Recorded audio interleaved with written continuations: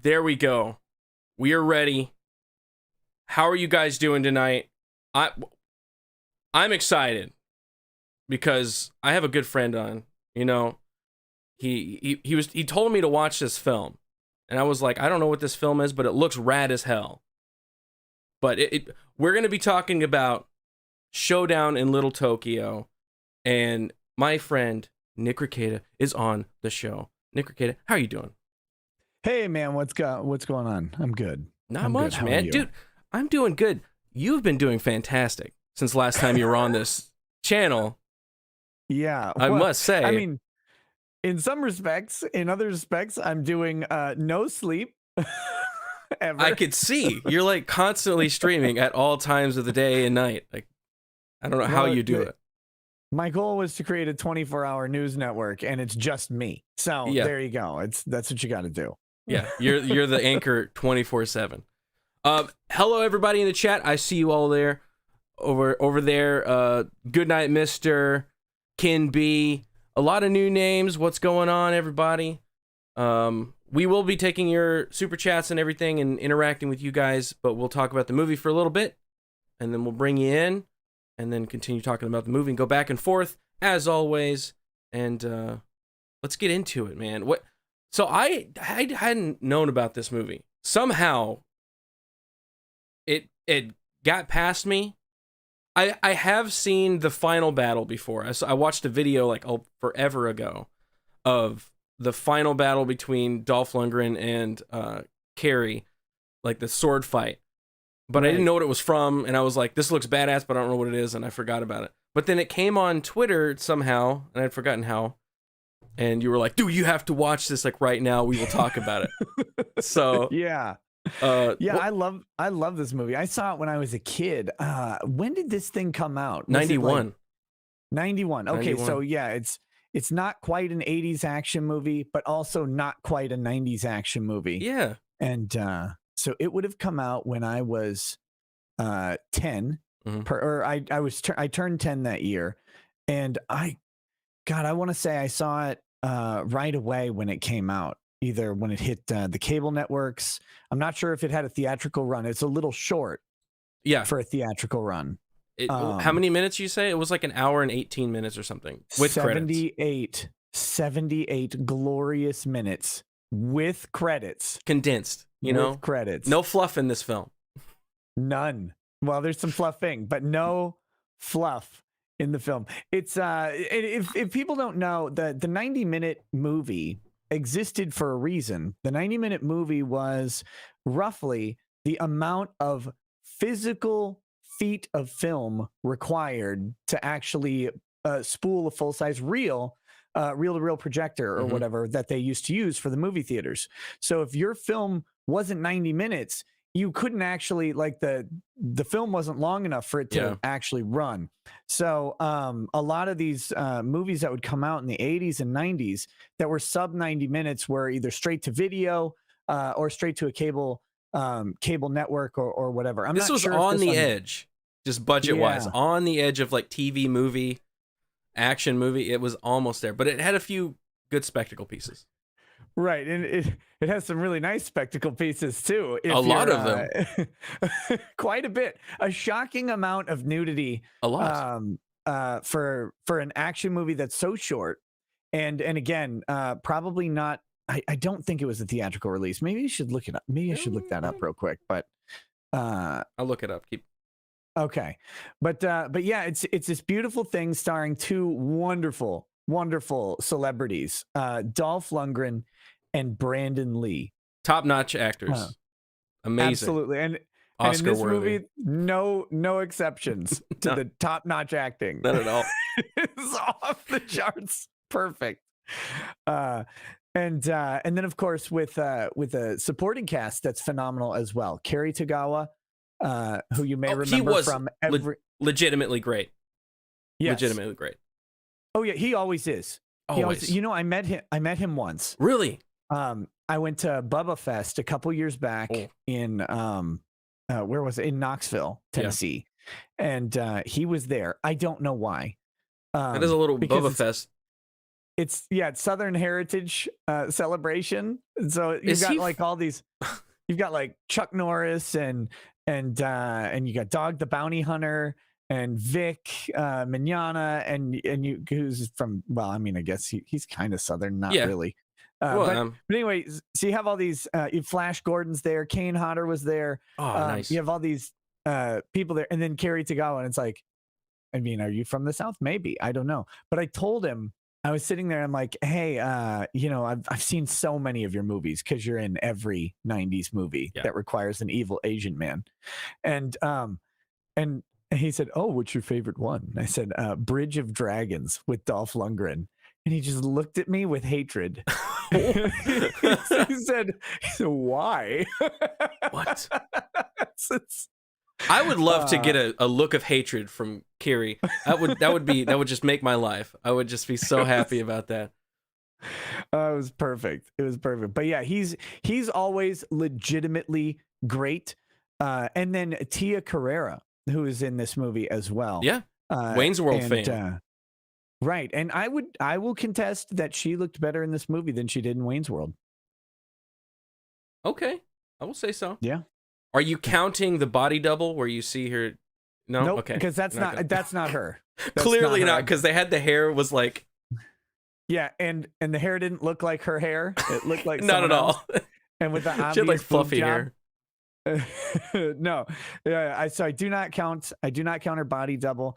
But they just had her. They had her hair looking really good in the scenes when it was definitely her face and stuff like that. Yeah. She was done up well, and I liked it. I like everything about this movie. Yeah, it's great. So if you don't already know, like me, I went into it completely blind. I just knew the poster. I knew Brandon Lee, Dolph Lundgren, and Kerry. What? How do you say his middle name? It was like Kerry Tagawa. Tagawa. That's how I say it. I don't know. I'm just gonna go with it. That sounds nice. Yeah. So I'm gonna go with that. So it's Dolph Lundgren is a detective in the Asian crime unit of the LAPD. Of the LAPD in Little Tokyo. Kerry is coming in with the Yakuza, his like branch of the Yakuza, to sell this like super crack or something. It was meth. Meth. Oh, it's meth. Oh, is that what it is? Okay. Yeah. Super meth. They predicted that they're right on the cusp of the actual meth invasion. It's beautiful. They're like, what is this? Ice. What is this ice? What is this ice?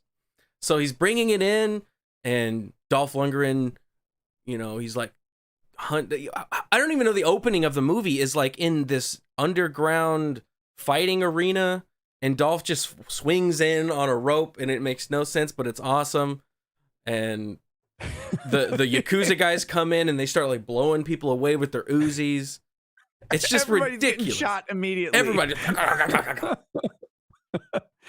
And not a single tailor in all of Los Angeles could fit a suit on a Japanese man in this movie. No. Every suit was ill-fitting. It's the 90s, man. Terrible. I don't know. The 90s, they wore those big ass like zoot suits almost. And I also love. No, go ahead. Oh yeah, go ahead. Oh, okay. My favorite was the tall, super skinny Asian guy. He starts off he comes in the movie in that purple suit. Oh, it's purple, and then the next scene he's got like an orange one. Yeah. But he's like way taller and narrower than any of the other ones, and his suit's it's more baggy than everybody else's. He looks like a kid. Oh, it's great. They had some strange, which I loved, this Yakuza cut with zoot suit kind of culture, like with the old hot rods and stuff like that. They all had these suits on that were like super flamboyant and everything. It was so good. So he gets in there, they're all shooting. Dolph kicks people's asses. The opening of the movie, you got to kick some ass in the opening of the movie. Yeah. And is that when he notices who it is? Or do we get like a flashback of his? No, he doesn't. Or is that notice who later? It is. It's way later. It's when he and Brandon Lee get captured the first of like 12 times. That's right. Yeah, they do get caught a lot. They're kind of bad at their jobs. There's a little connection between Dolph and Kerry there. Spoiler alert: he killed his parents. In Japan? I want to, yes, in Japan. See that I was thinking about this today. So I watched this last night. I think I fell asleep right before the last fight. And so I resumed and finished it tonight. Because, I mean, we're talking, I watched it after my show. I'd streamed 13, 14 hours yesterday. I appreciate it, sir. So it was really late. I don't want people to think that I fell asleep because I was bored. I love this movie. How could you? I wasn't. Yeah. So I passed out in the middle of it, and then I got up and finished the rest of it. But there was a thing I've been thinking of. So he kills his father, right? And then later in the movie, Kerry Tagawa's he's like, kill you, like you know, you're a problem for me, like your father was, or whatever. Yeah. And it's like, well, wait, so what the hell did his dad do? Like, why was his dad wrapped up with the Yakuza in Japan? And because he didn't say, like, my dad was a cop. They never explained the connection of why his father is being murdered as being a thorn in the side of the Yakuza.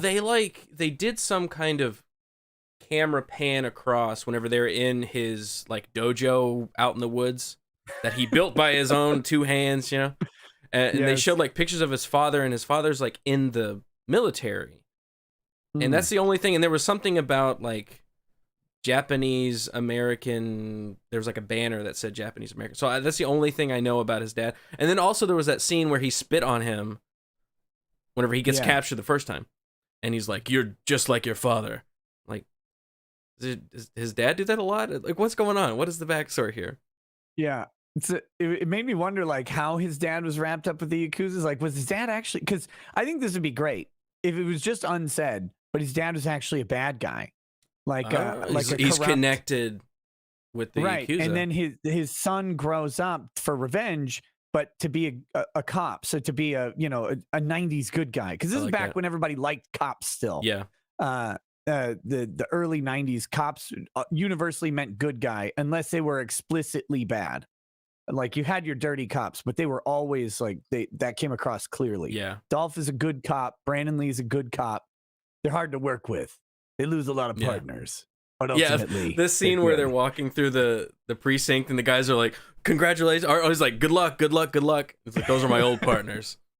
Yeah. I don't work well with partners, okay? I don't like you. I don't like you. So I also love like how impossible this movie is. Like, could you imagine the hate mail that Lin-Manuel Miranda would get casting Dolph Lundgren and Chinese man Brandon Lee to do Japanese culture? Yeah. Oh, so perfect. so many things. You can never make it again. It's never going to be made again. Anything like this. No way. I don't think Tia Carrere is Japanese either. I don't think so either. That's why he was like, she's preparing for seppuku.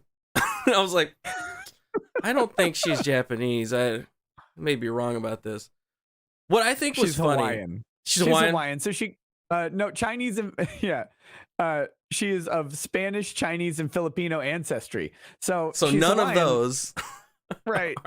She's Hawaiian, which would lead a strong possibility of a Japanese ancestry, but no, no. But no. In the end. What I think, I have a theory on this film. I think this film was like pitched as a Brandon Lee thing, and they were like, we need to get a white guy in here. Who could we get? Sylvester Stallone? Can't afford him. A little expensive. Little too expensive. Arnold, obviously way too expensive, but we're going on the right track. You know, Austrian, we're getting to the Europes, okay. Dolph Lundgren, let's go ahead. Dolph Lundgren is now in it, and he's like, all right, look, we need to make a lot of changes.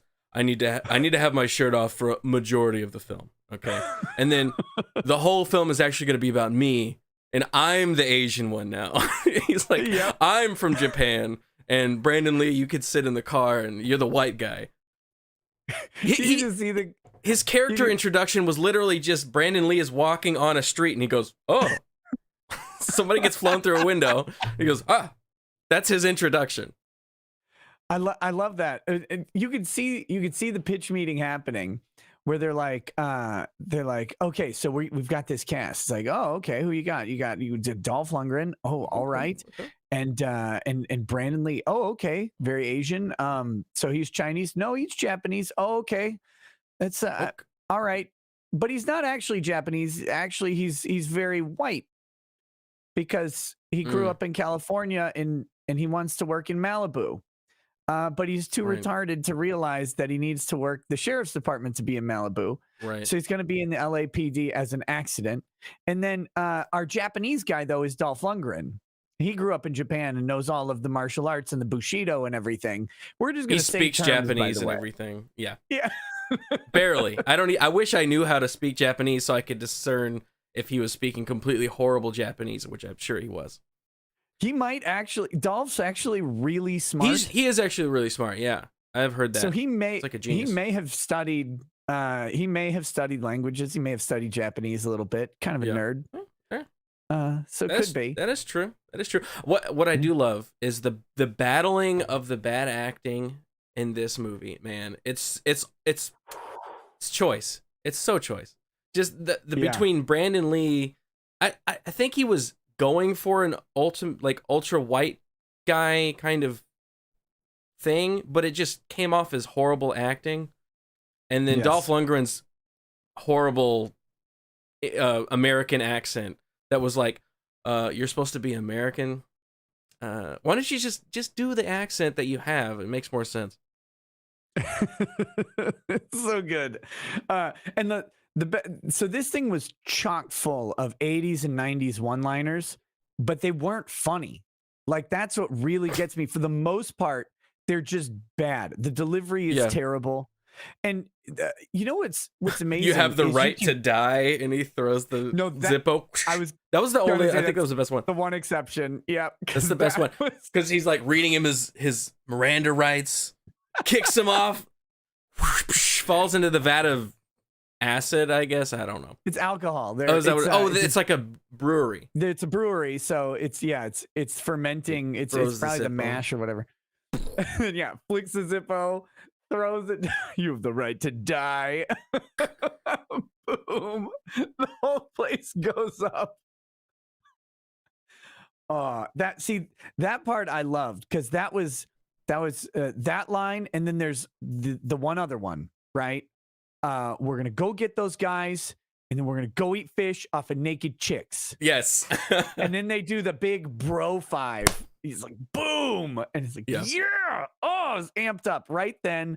That's when you know the movie's about to take off. Yeah, that was the best part. I think is whenever you know this is the middle point. We're about to go kick some ass. Everything before that, Brandon Lee's character was like, "Oh, we should do things by the book, and we should take him in." And they tried that, and it didn't work. They almost got killed, and now they're like, "Let's do it. We're gonna eat raw fish off naked chicks." That was great. So, if you guys haven't seen this movie, it introduced this concept, which is not a Japanese concept, but it was like pitched by it was a Japanese American, I think, businessman who came up with it. But the idea was that ancient Japanese businessmen or whatever, dating back to samurai times or something, would eat sushi off of naked women who would lay still for like hours while they just, chopstick sushi off of them. And this was sold in the US. You could do this. In fact, you could do this in Minnesota as recently as like 2005. In Minnesota? I thought this was like an LA thing. No, they had one in Minnesota.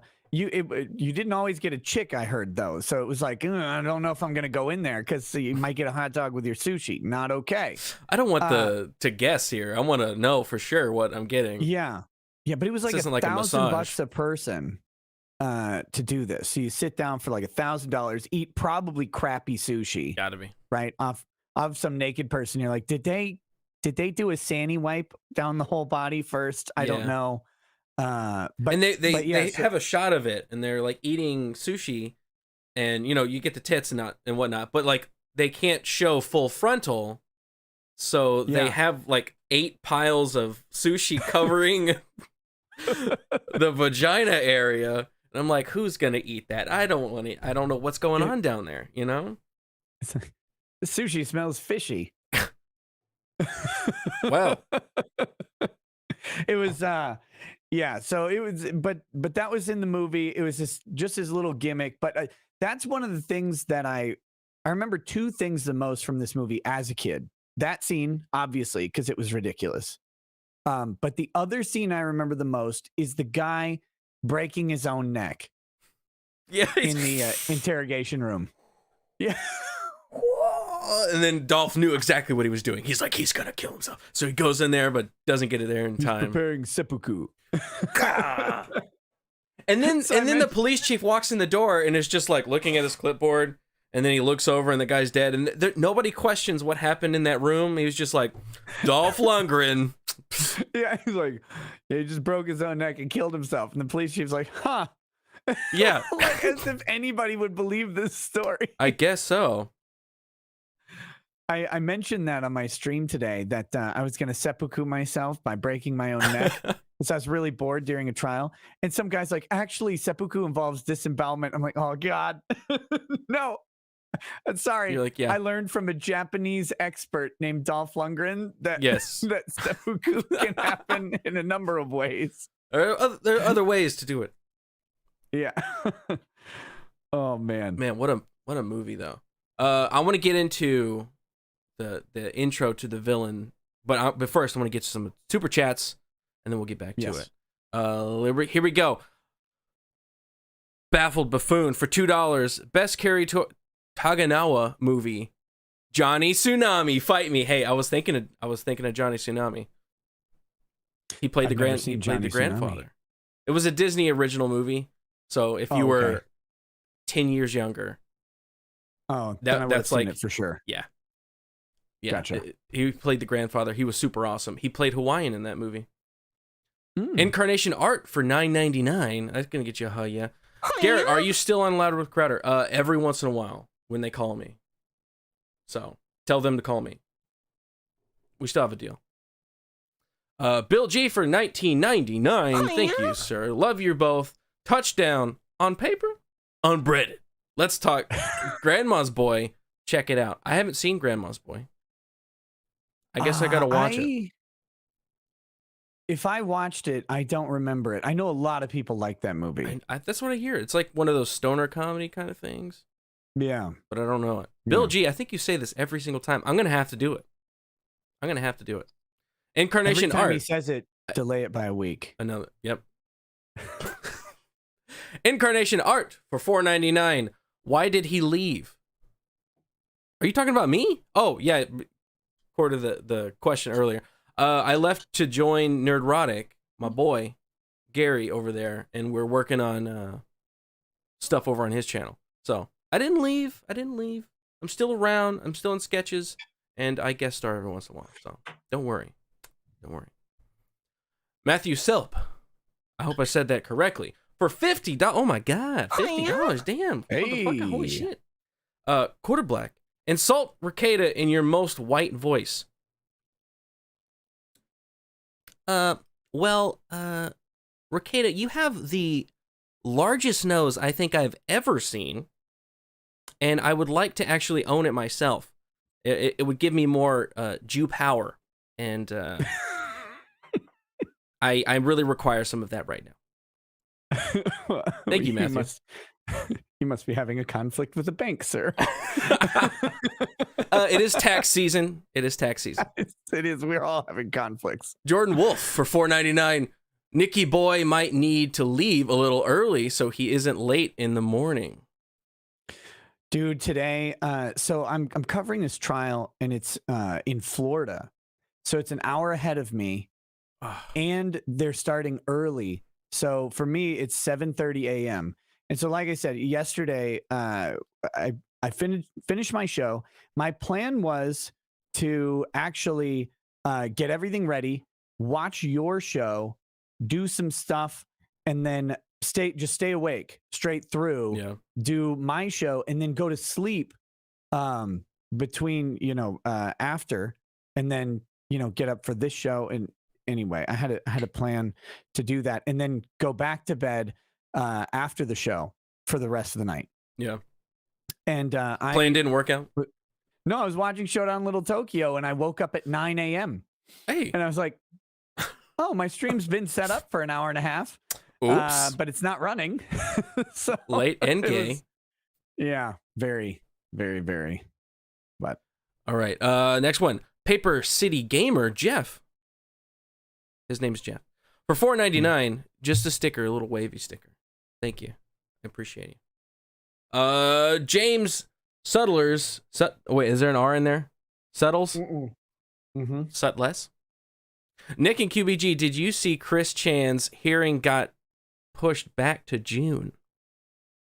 I did not see that yet. Last I had heard, Chris Chan's hearing, it was a closed hearing on like February 5th, but I didn't see that it got pushed back or that there was a subsequent hearing that got pushed back, because that case is like under wraps. That's the case that needs to be in the national spotlight. Dude, that needs to be over covered. I need to see everything that's going on in that case. Yes. We need to get there needs to be every trial needs to be broadcast so that you can go pick up whatever. All these courts have cameras. All of them have internet. They're all doing this already. Just make them available to the public. Everybody should be watching what's going on inside these things. And then everybody can see what a disaster it all is. Like how wrecked the system is. Kyle's trial was fucking ridiculous. But yeah, you're right. I mean, you said this earlier on You Were Here. I watched that. Very good show. Thank you. You said it was like it brought to light how fucked up the justice system is. Like how messed up it is and how improper it's run by the lawyers, the judges on both sides. It's just a shit show. And that's what's great about like your show and doing it, covering it how you did, is like you can have so many different eyes and pick it apart and really show how, because the layman like me, I don't know how the fuck shit's supposed to work, until you guys break it down and go, well, it's technically supposed to be done this way. And you go, oh, well, I've always seen it the other way, how it's not supposed to be done. Don't you love it? It's amazing because when you get out of law school and you get into court and you're like, oh, well, first of all, they didn't teach me all of this, and the stuff that they did teach me doesn't happen. Got it. Perfect. Wonderful. Yeah. Thanks. Great. All right, let's get back to the movie. So the intro to, well, I don't know if it's his intro because he was in the opening scene in the Fight Club. But wait, who was Brandon Lee? No. Kiri Takanaga. Oh yes. His intro with Angel, the chick that was just smoking weed. I think she was just smoking weed, and no, that was she was smoking. It was crack. I thought that was like he gave her crack later. Whenever the love interest chick, I forgot her name, but she walks up and she's like, "That's the sound of your brain cells fizzling," or whatever the fuck she said. And it just looked like she was like toking out of like a small bong or something. Yeah, I think it was still the crack stuff. I think so, but I'm not positive. Now that you mention it, now I'm second guessing myself. I was confident earlier. Now you've shattered that. I don't know. Because later, when she's all like, "I could do you," and they have this strange, sensual scene with him and her and all of his goons in the room, and he's got a knife, and she's not immediately afraid of that knife. You, me, and my wakizashi, baby. That's what that scene's called. Be like, wait, hold on. Like, can you put that down? Yeah, because he runs it all down on her. He knifes open her shirt, and then he knifes open her skirt, but that's done off camera with just a sound effect. Probably because he couldn't get that. They couldn't actually get the knife to cut through her like leather skirt, right? Yeah, it didn't quite work. And so that goes off camera. Just, you just hear. And then she's there, tits out for Harambe, and then he gets the sword. He already has. He's just like a lethal. He's instrument. like, "Give me the sword." Yeah. And he pulls off a master stroke, literally, because he's right up on her, right? Like they're grinding, and he gets the sword up, and he just goes, and somehow, even though she's bent forward and her head is like straight out from him, manages to cleave that off perfectly. And they put it in there. You actually see the decap for just a second before it cuts. Like boom.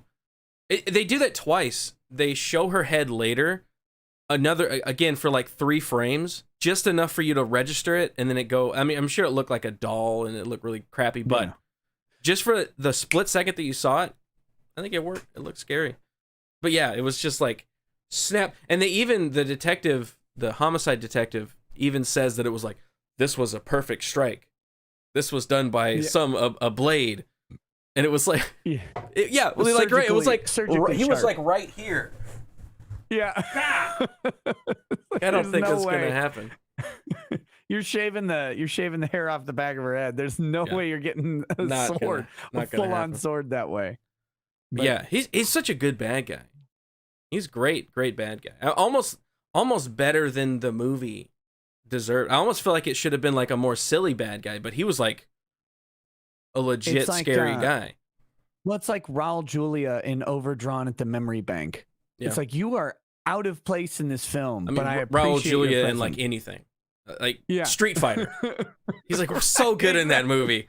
Like, this movie does not deserve you. Why are you in this? He's like, my son liked the game. I was in the movie. Yeah, so he chops her head off. We find out later, though, that she had enough methamphetamines in her body to kill her within 20 minutes, apparently. Yeah. So those 3 rocks that he put in the. Right. Yeah. Well, this was ice, which makes rock look like nothing. Yeah, this is super crack ice super rock meth. Did you? I'm skipping ahead, but I love when they're in the meth factory, like this. They buy this beer factory and distribution. That's right. That's why they're in a brewery, because it's the right. Yeah, because they're gonna load up meth rocks into beer bottles and ship them around, because none of the beer bottles will ever be checked. So that's how, or fall out on the ground and smash on the ground. Never gonna happen. Yeah. So that's the plan, and they've got this massive conveyor belt, right? And it is just dumping meth rocks into a little thing, into like a tray that slides them all down into a thing where they can be properly smashed up and then put into bottles. It's like the Acme factory of meth. there's hammers in the background going crushing them up, and there's like big pistons. Yeah, it was ridiculous. I don't think they show anything else other than that big ass conveyor belt that rolls crack rocks onto a little small conveyor belt. Over. That's the factory. No, the rest of it is a brewery. A functioning brewery, by the way. It had liquids in the brewing tanks. Yeah, because they had to ship beer too. So that's the idea. They're shipping beer, but they've also got like dummy trucks loaded up with meth in beer bottles, which is not an efficient distribution model, I don't think. No. But that was their plan. And I love when he brought in all of the gangs. Yes. Right? They had like the white supremacists. They had the black guys. Now, I was super stoked, and I feel cheated on this. They brought in the Hells Angels. They brought in the black gangs. They brought in who else was there? It's some Mexicans. That's right, like the Mexican cartel. They were all there, and they all left when the fighting started. I was like, oh man, we're gonna get Yakuza, like we're gonna get all these different gangs fighting, and like Dolph and Brandon Lee are gonna kick ass all the way through. But then they freaking fucked off, and I was like, missed opportunity. Yeah. Missed opportunity. They just got out of there. The one guy even he takes a massive L when he insults when he insults Kerry Tagawa, and he gets his arm just lopped off. And everybody's like, damn, oh man. And it's like, you all have guns. Oh damn. Yeah. all of you are like the top shelf murdering drug dealer factions. Did nobody bring guns here? They didn't pull. They were just like, oh dang, man, his arm got cut off. Shit. I'm in. We have a deal. I can't shake on it though. Yeah, I like when he turns. He's like cuts off the hand and he looks up. Anybody else have questions? And then the gangs are like, yo, dude, I'm in. Like, don't. I got no questions. Yes. God, that was good. I love the factory. The factory is a great set piece. This whole thing, what really does this movie a lot of what this movie does a lot of justice to is actually really good sets and very diverse sets. Yeah. Um, There are a so lot of you start- locations. right. You start off in the underground fighting ring. Then you move to restaurant in Little Mhm. Tokyo. Then you've got the factory. You got the police department. You got the factory. You've got what the hell else? You got Dolph's pagoda You got or whatever. Dolph's apartment. Right. Or was that her his- apartment? I don't know if they I specified. think it's I think it was his. because I think he had some guns there. Right. So it was And his then he had apartment, his Right. dojo thing out in Yeah. the woods. You also had there's another set piece that I'm thinking. Oh, you have the bathhouse. Right. The Yakuza mansion. Right. Yeah, the Yakuza mansion, the bathhouse. Let's see what. Oh, and you have the junkyard also. Junkyard, yeah, where they crush. They allude to it earlier. Our setup, payoff, setup, payoff. They set it up with the fight coordinator in the beginning of the movie.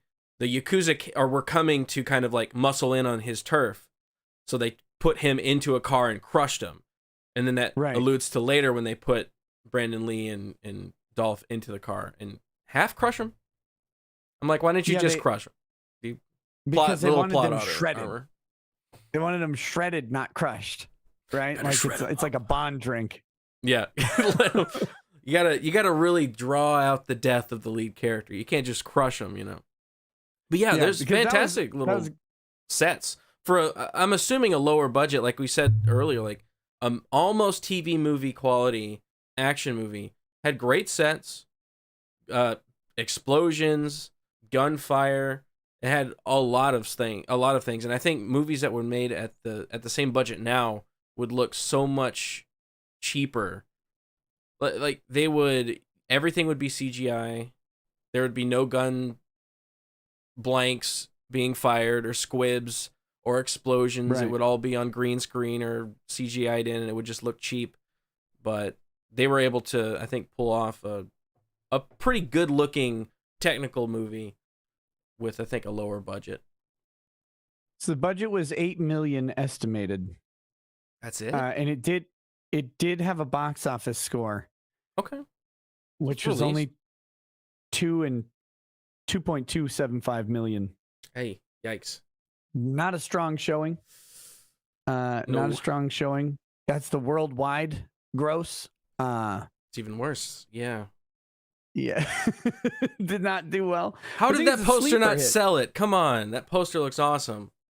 With the Yakuza tattoos and come on. Can we talk about the credit scene strategy? Right? The opening credit scene. Yeah. Swole ass Japanese man with Yakuza tattoos flexing. That's the whole. That was it. That's it. Just muscles.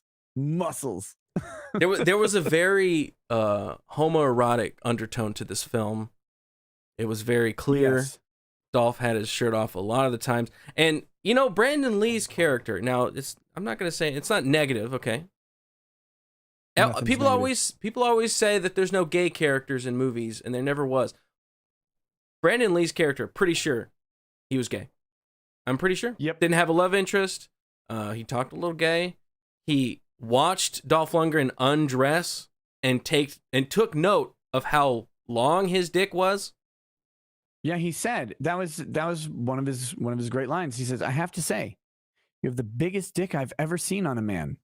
Just kind of almost out of nowhere. Right, that there are many dicks that that he's seen on men. Yeah.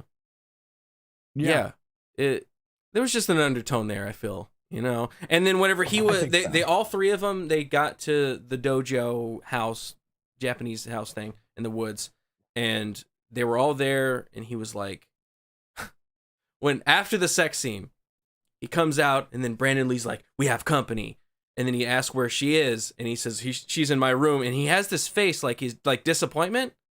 And I think that they wanted it to come off as he wanted to fuck her, but it came off as he wanted to fuck him, and he was disappointed that very much. He was like, and then right after that, he was like, "You have the biggest dick I've ever seen." So representation out there. It's like, well, I guess I can't have you, but okay. Yeah. We could still be friends, I guess. Right. Yeah.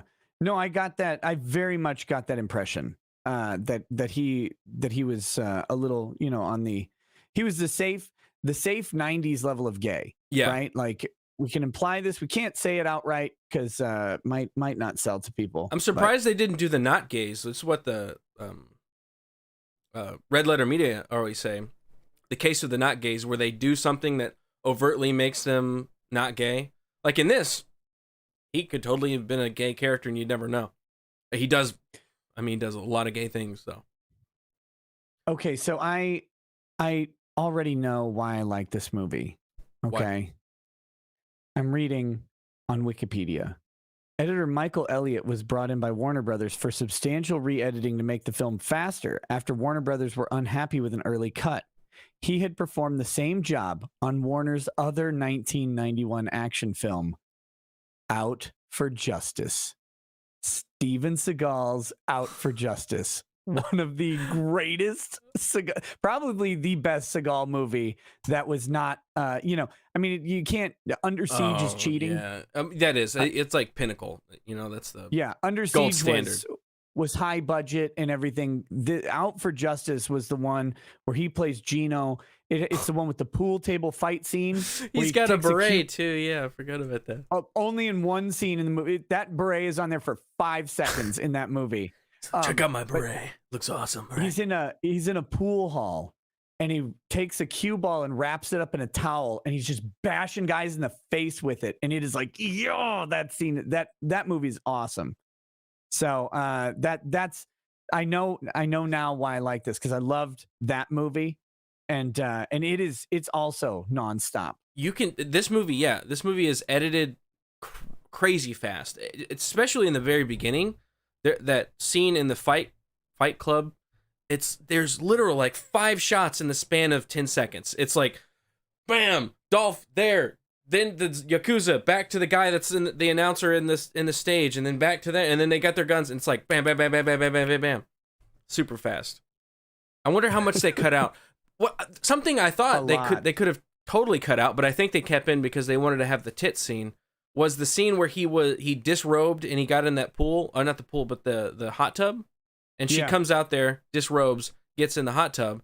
Then it immediately cuts to him in bed, and then she comes in the room, and they play so she takes off her clothes, she gets in, there's like romantic music, and you're like, oh, they're gonna have sex right here, and then it cuts to black, then it fades back up, he's in bed, then she opens the door, and he does the exact same scene.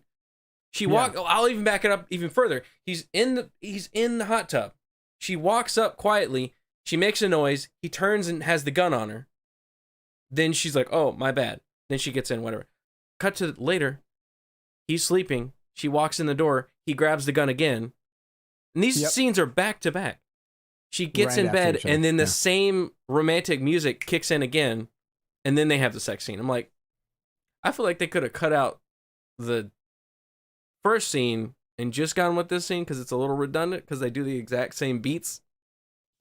But I thought it was I know exactly. They were like in the editing room, and they were like, you know, this scene is redundant, but there's a tit shot in it, and we have to get the tit shot in it of the main love interest, so leave it in. Like, that's full thought process. The original final cut was 90 minutes. Shooting script was 95 pages. For those who don't know, in the business, page is a minute, roughly, of film. Right. Very good barometer. Earlier draft, 104 pages, was more serious than this movie. But the shooting script, 95 pages, came out to 90 minutes in the original cut, and then they cut it down to, it says 79 minutes, but it's 78. So they cut an additional 12 minutes, which is a lot. That is more than 10% of the movie. I wonder if it's backstory. More backstory with Dolph. So they talk about it. I can say here, scenes cut included a different introduction to Kenner, that's Dolph, and his former partner Yasuto, more of the Nelson character played by Ernie Lively, more dramatic scenes between Lundgren and Lee, and a scene after the opening gunfight at the underground boxing match where Kenner is chewed out by his superiors for all the mayhem he has caused. Kenner's training scene before the final showdown was originally in the deleted, possibly 10 minutes longer opening. Oh, the scene where he's like full on samurai gear and everything. That was originally at the beginning of the movie, but it's way better at the end. Yeah, because he's in that super ridiculous outfit. He's got the kabuto pants on or whatever. He's got the robe and the Daniel-san headband on. Yeah. And for no reason, it's like, why are you so Japanese in this? You're a 6'4". Oh, you probably grew up. He probably grew up on a military base. Like, yeah. What do you? Why, you're like so hardcore Japan. Like, but see, that's what I want to know. I want to know that backstory about his dad and why is he so immersed in Japanese culture that his parents are getting murdered by the Yakuza? Because there's more to it than he grew up on a military base. There's something going on there. Yeah. But we left out a set piece, the parade. Oh, that's right. The parade for the final battle. And Dolph Lundgren is running through a Japanese heritage parade. And Dolph's like 6'4". He's huge. Yeah. And so he's running with an M16 in tow. And he's running through, and nobody cares until Cary Tagawa pulls his handgun and shoots Dolph. This is a death shot, by the way, right here, right above the heart. Just pass through. Yeah, that's not good, Dolph. But no, you're gonna be bleeding. You're bleeding from 2 holes now. And your aortic valve or whatever is right there. Like that's one of the places you want to hit someone. They die quick. Well, he's immortal. He cannot die. Right. He got slashed so many times. One slash with a katana in the gut, you're done. Like, it's not. You know how hard it would be to slash somebody without gutting them with a katana? Yes. It would just be like slash, guts out, done. But like, he gets slashed in the gut, he gets slashed in the arm, he gets slashed on the chest. It's like you're all going over his down. face too. He gets cut up like crazy. Yeah. It's like, what are you doing? Why are you getting hit so much? Yeah. Stop. Yeah, bro. Stop doing it. That last fight, mind. Epic, man. With the sword. Because earlier, he set it up because he's about to kill him and he's like, I'll kill you later. Wind up later. We're at the finale of the movie. They both got katanas because there's a samurai there with an actual real katana. And they just go out. They just go at it, and it's a full-on sword fight. I think it actually looked pretty good. And wasn't that a callback too? Because he's got the gun on Cary Tagawa in that earlier scene, and he's like, "Oh, you're gonna kill me with a gun or whatever." Yeah. And then Cary Tagawa's got the gun on him, and he calls him out. He's like, "Oh, you can kill me with your gun, sure." Yeah. And that's when the swordery begins. And it's actually a legitimately good fight. Like, the choreography looked real. It looked like they were actually trying to kill each other for the most part. And then he runs him through and launches him onto the I said for the most part wheel of death. For the most part until the end. The best part. He gets stapled onto this thing, and then the fireworks start, and he's spinning. And you know what I loved about this the most is that you're watching the crowd who's all happy that the bad guy's dead, right? Like they're all like, yeah. And then it starts to spin and the fireworks are going, and you watch their faces all progressively turn to horror. And they're like, oh, because it goes on a little bit too long. It just keeps going. Yeah. And he's just going, and you can imagine he's spinning around and his body is being suspended on a sword that is cutting up and down through him.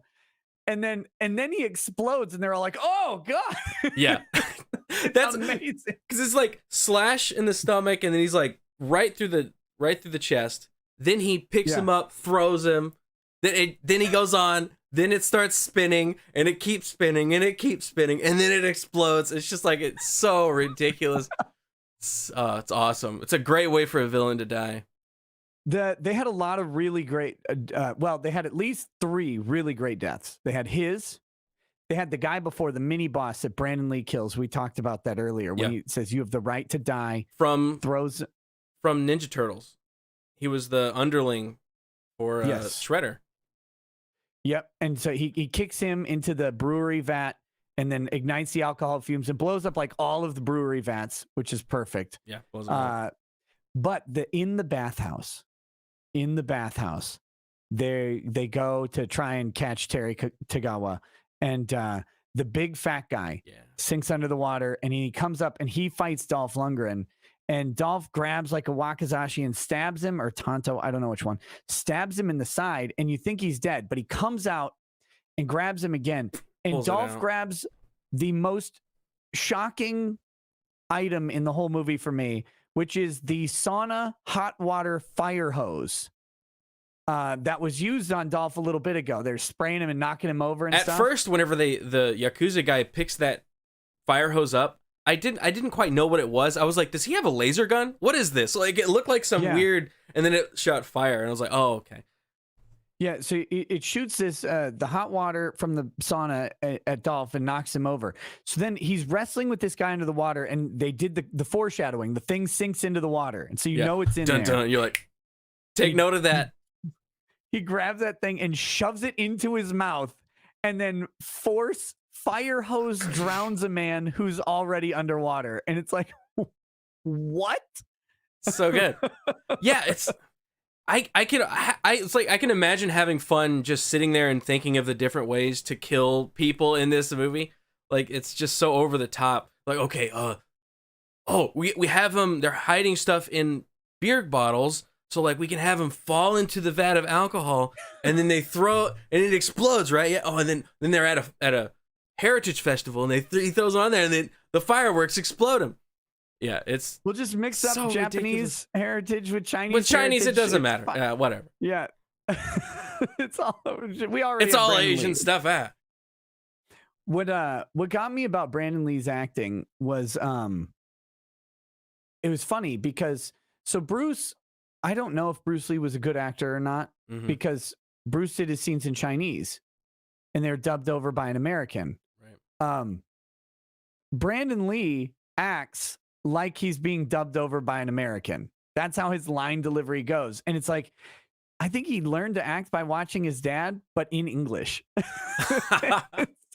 So he's got this weird cadence to the way he speaks. But yeah, it's because there was that scene where he's going through and he's trying to the Yakuza, they went into like the Yakuza strip club. That's another place that we didn't set. Set, the strip club, right, where they're eating sushi off of naked chicks. They get caught and they're in the office and they've got guns on them, and he turns around and he's like, I'm a police officer, so it would be bad to shoot me. He's also a police officer, so it would be bad to shoot him. And then he's like, he looks back and it has that one shot of all the guns just like right in their face. He's like, oh, shit. Turns around. But yeah, his cadence is it's a very strange cadence. Well, I think in that scene, it was supposed to be a joke racism scene because, you know, he's like, my mom is white. I grew up in wherever. I grew up in Los Angeles or San Francisco or whatever. But he's talking to Japanese guys, like, and he's speaking slow, broken English to them. It's like, I'm police officer. It would be bad to shoot me. It's like, it was, I loved that. Can we? And then he turns to Dolph and he almost does the same thing where he talks slow. He's like, they're going to kill us and then also kill me. You know, like, that would be bad. That would be bad. So yeah, that's why I think it was on purpose. Like, I think that his acting was probably on purposely kind of a little strange. We've got to appreciate there were two women in this movie who carried the whole thing. The whole movie it rests on their supple shoulders. They were the two topless sumo wrestling women. It's like it's in the background kind of for just a second. They linger on it for a little bit. Yeah, they linger on it for just a minute. And it's these two, they're not big giant women or anything. They're little, but they're in the sumo diapers and they're naked and they're like doing sumo wrestling. It's like, why is this? I love it. And then pans over to the naked sushi eating. Like, it's not a bad establishment. And that's whatever he says, like, before they go in, he's like, I hate raw fish. It's disgusting or whatever. And then he goes in and he's like, well, I think I could rethink that. Could change my opinion on raw fish. Uh, And then he says the line where he's like, "We'll eat raw fish off of naked chicks," and I feel like that was him trying to be like, "This is what heterosexuals do." yes. Hello, fellow non-gays. I liked that.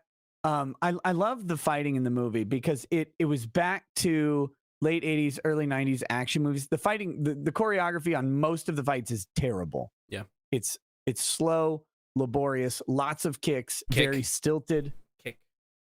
This is the days before Crouching Tiger, right? Really, really kicked up the amount of action being done in American movies as far as Asian action. Mm-hmm. So they're doing that. It looks like it's like going back and watching Bloodsport or Kickboxer, and the fights are great, and I love them, but they're very slow and choppy.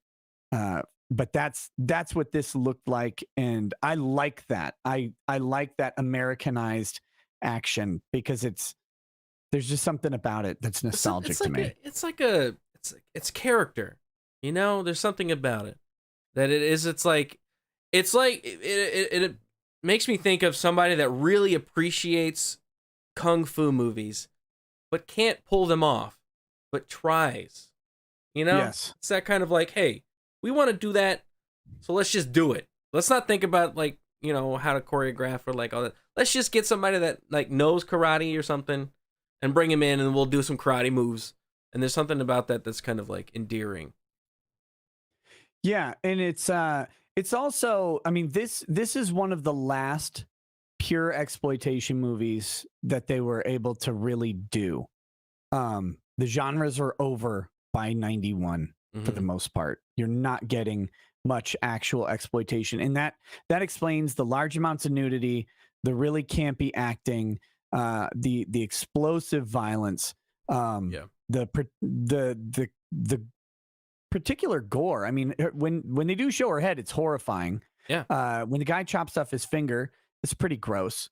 And his arm, that biker's arm gets chopped off, and you see it laying there. Yeah. So you got, it's like this last vestige of the American exploitation movie. And I think that's probably one of the things I really like about it, because I love exploitation movies. Mm-hmm. They're so good. And it's a lost art. We don't do it anymore. It's a damn shame. Yeah. Yeah, it does. It feels that way. That feels like the end of an era, kind of going from, like you said earlier, it's not an 80s action movie, but it's not quite a 90s action movie. It's right there in that gray area where there was kind of like, where are we going with this? It was like before Speed. I feel like a lot of like Speed changed a lot of movies, and it changed Die Hard. I feel like Speed made Die Hard with a Vengeance what it was. You know, it was that very like fast-paced, more grounded kind of like action. Yeah. Even though Speed it still has big stuff. But it's not campy in a way. There's no more camp at all. There's no tongue-in-cheek feel to it at all. It's all very kind of earnest. And it even the more decades that pass, the more earnest action movies get. And I think that's why action movies now, I mean, when was the last time you saw a good one? John Wick? Like, when was the last good action movie? It's because they take themselves so damn serious with like the Jason Bourne style action movies, Taken and whatnot, which are good in their own way, but it's not an action movie, you know? Even John Wick, I mean, is way too serious. Yes. I mean, it's great, yeah. But it's not, we don't get this ludicrous level of violence. Like the one-liners, explosions, tits, gunfire, car explosion. Like, come on. He picks up a car. I know. Right? Oh my god! I fucking exploded when that happened. He was just like, grrr! I was like, he's not gonna do this. There's no way he's doing it. Grrr! And he flips it the fuck over. Yeah, it's like, because he needed a shield for bullets. So the fastest thing he could do is tip over an entire car. A fucking hot rod. Like, those hot rods are heavy as fuck. Like, full metal chassis and fenders and like the whole fucking thing is heavy as hell. It's like 2 tons. And he just what's weird is some of the their action adjacent movies that have been more recent were some of the earlier Marvel flicks that were just like Guardians of the Galaxy, where they just were having fun on the screen and you could see it. And it wasn't quite action because they're taking the comic book feel and putting that to screen, and they were doing that really well for a while. But it is hard to find anything where you've got the actual action movie where everybody's getting shot, everybody's getting killed. There's a smoking babe in there, a muscly protagonist who doesn't. Dolph Lundgren's flaw in this movie is that he just wants to kill Terry Tagawa so much, like so much. That he almost breaks his own moral code. That's his only flaw. Other than that, revenge. He's hard to work with because he works really hard. Like that's the impression that you get. And he goes in and fights the worst guys. Okay, well, man, so much to not appreciate with him. But it's like that's the bad parts of him. Brandon Lee, the bad part about him is that he's actually just a white guy posing as an Asian. Like that's the whole. Again, he's like a super good fighter. He's a good cop with a good head on his shoulders. Again, he's hard to work with, and you get the impression, well, they're hard to work with because they do the job. And so that's oh man, you caused a lot of destructions. Like, I took down a major drug lord. And they walk away into the sunset, and they're talking about like, what are we gonna put on the record? And he's like saying like, we destroyed this parade, and he's like appreciating the culture of the town or whatever it was like. And you have the feeling that the police chief, like he did earlier, is just gonna write it off and be like, Dolph Lundgren again, being you. You did it. You did a bad thing. I mean, you keep closing those cases though. A Yakuza drug boss, rapist, murderer who's threatening to flood the entire country with methamphetamines, but you blew up a factory. That he owned. Don't do it again. Get back out there, Dolph. Yeah. No, there's just something about that, like, it's almost pure. There's like a pureness to those action movies where it's just like, look, I just want to see explosions, gunfire, kick fights, and tits. All right, can I just have that movie? You can't have that movie anymore. You just explained the perfect movie, like literally the perfect movie. That was it. And you can't do it anymore. They won't. Not they can't. They even got a little man ass in there for the ladies out there. They did. So they did. A little something for everybody. Dolph's oiled up in every scene. And if you like Asian men, I think it's in his contract. A wide variety. Yeah, sure. That's there. He's like, listen, you have to oil me or I'll sweat. Yeah, and I think I'm going to be glistening. Brandon Lee was like, "Can I get a shirtless scene?" So they did the scene where they were getting shocked on those they're getting tortured, and then immediately after that they're running out, and Dolph has no shirt on, but Brandon has a shirt on. And he was like, "Well, you only get the one scene. I get the shirtless scenes, okay?" Yeah, it's a classic. It has that classic feel, a transitional movie from one style of action to another in the 90s. And yeah, it's a damn good movie. I'm glad you recommended it. Yeah, man. Happy to. There's another one that I'm going to recommend if you haven't seen it. Someone mentioned it in the chat. I Come in Peace. Also Dolph Lundgren. A little earlier though. Oh, okay. Yeah, this is like this is around the time that he was in Punisher, wasn't it?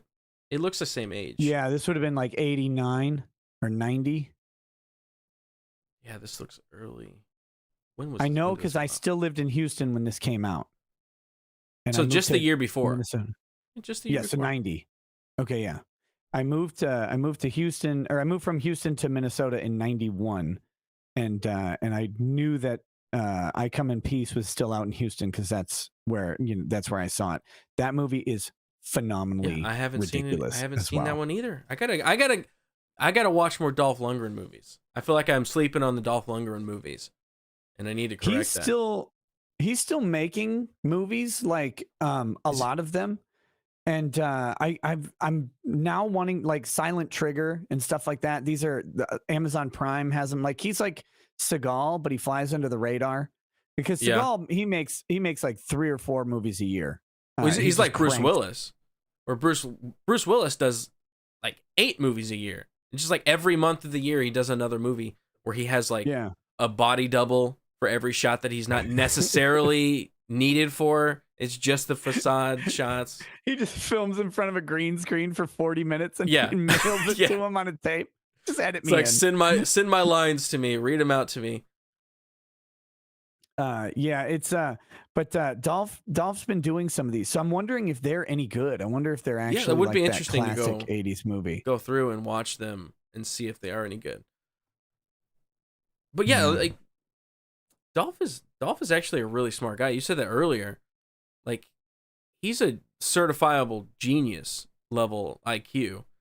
And he does this stuff and it's just like, yeah, I like being in action movies and being a beef brain, but I'm also smart, which is that's better than most of like fucking Arnold Schwarzenegger with his retard ass out there saying fuck your freedoms and shit. And he's actually pretty smart. Let's see. Wait, he was born Hans Lundgren. That's a good Dolph. name too. Why did he go to Dolph? I don't know. That's like equally as Oh, here we go. He was the son of Sigrid Brigitta, a language teacher, and Carl Hugo Johan Lundgren, who is an engineer and an economist for the Swedish government. okay. Well, so a lineage of smart people. He began being credited as Dolph with the release of Rocky IV. The name Dolph came from a relative on his mother's side. Oh. Have you seen the Old Spice commercials with the Dolph Lundgren? What do they call it? Digital face? No. Super? No. Fucking what? What? Were they like? Like Were they? Like the face app thing? Yeah. What is that called? Oh, like a deep fake? Deep fake. That's what it is. They Okay, deep yeah. fake somebody's face away and then put his face on them, and they have him in it. I think he just does a voiceover. And the guy No, I that they haven't. have to play his body it does not match whatsoever. I'm like, you couldn't find a guy that's close to Dolph Lundgren? Because at the same time, I'm like scrolling on Twitter and I'm seeing that ad after I watched this movie, and I think he's fucking huge in this movie. He's massive. Mm-hmm. So whenever he's walking around and he says to the girl, he's like, shoot anything that moves. And she's like, what if you come in? You won't see me coming. And I'm like, the dude is like 8 feet tall, 3,000 pounds with completely built out of muscle, wears a leather jacket. How is he walking around like a ninja? I don't believe you. But then he doesn't. Yep. And that's the magic of Dolph Lundgren. Yeah, he's great. I like him more and more as I get older. Now I wish Rocky would have lost. You know, I think he does. He gets like a lower rung on the action hero like list. You know, I feel like it's Arnold and Sylvester Stallone, and then maybe it's like him and what's kickboxer Van Damme. Van Damme, him like right there in the middle, and then you have like your Steven Seagal like under that. And then all the other karate masters that did their like little movies.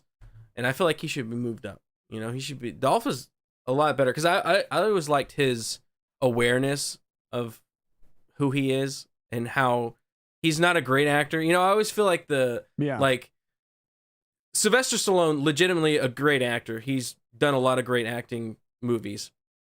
Mm-hmm. Arnold Schwarzenegger, not so much. But great. It almost like he thinks he's a good actor though. But I think I get the feeling that Dolph knows that he's not a great actor, and he kind of plays on that. Like in the Expendables and stuff, like he knows that he's not super great at acting.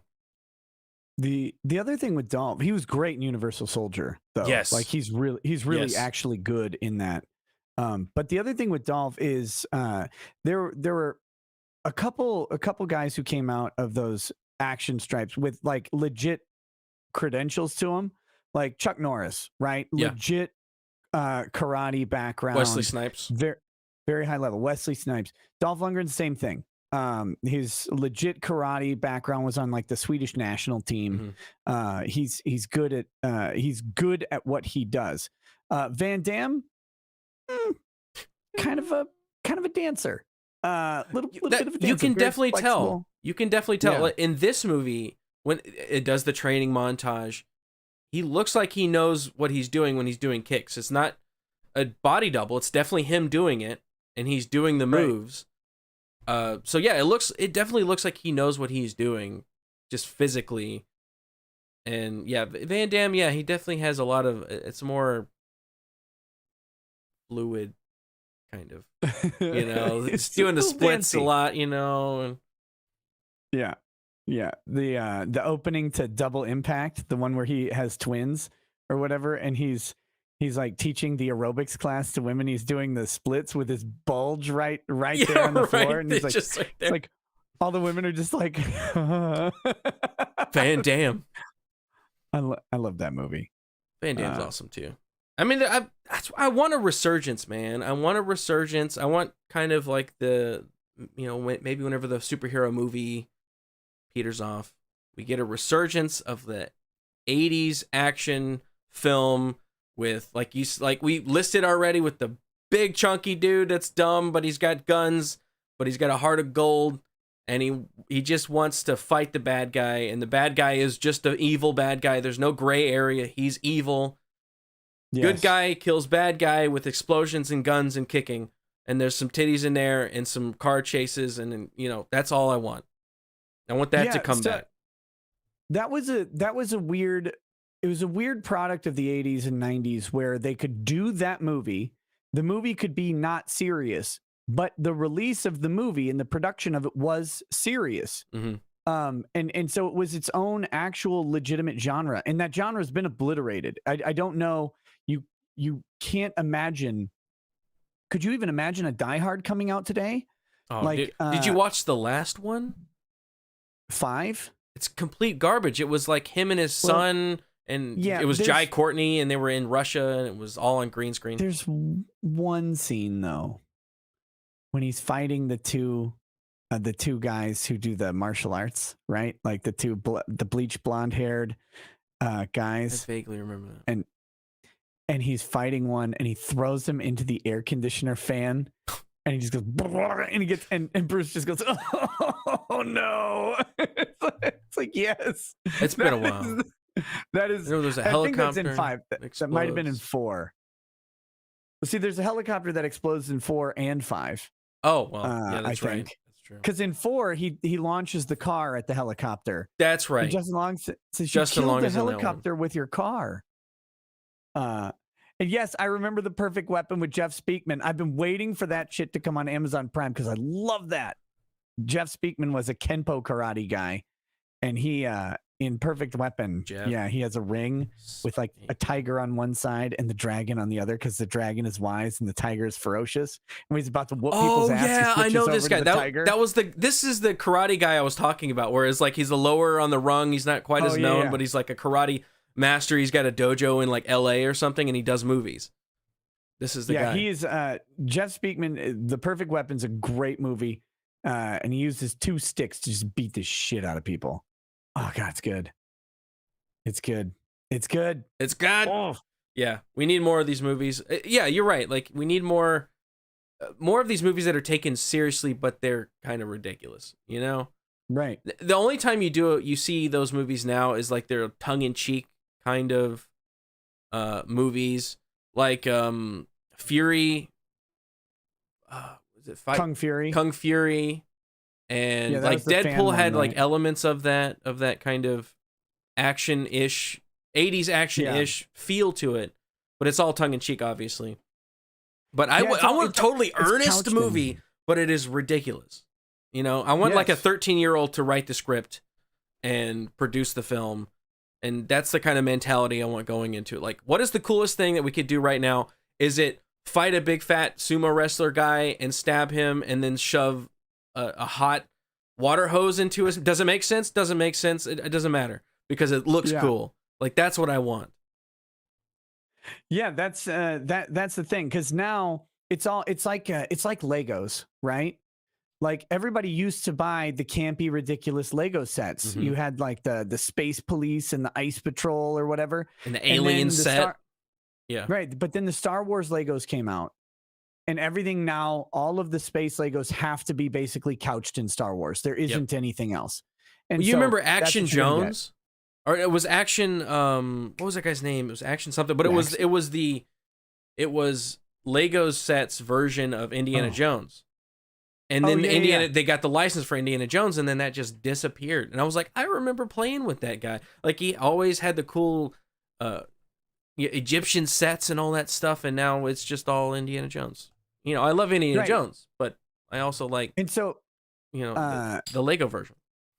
so the those Legos like Space Police Action and Jackson. Magnet Force or whatever, they were serious, right? Like you'd go buy them. But now to get the Lego space stuff, you have to couch it in all of this drama that is Star Wars, all the Yeah. licensing that is Star Wars. Yeah. It's in the same way that to get a campy action movie, it's got to be Deadpool or a 21 Jump Street remake with Channing Tatum Yeah. and Jonah Hill that's mocking the show. It's like that.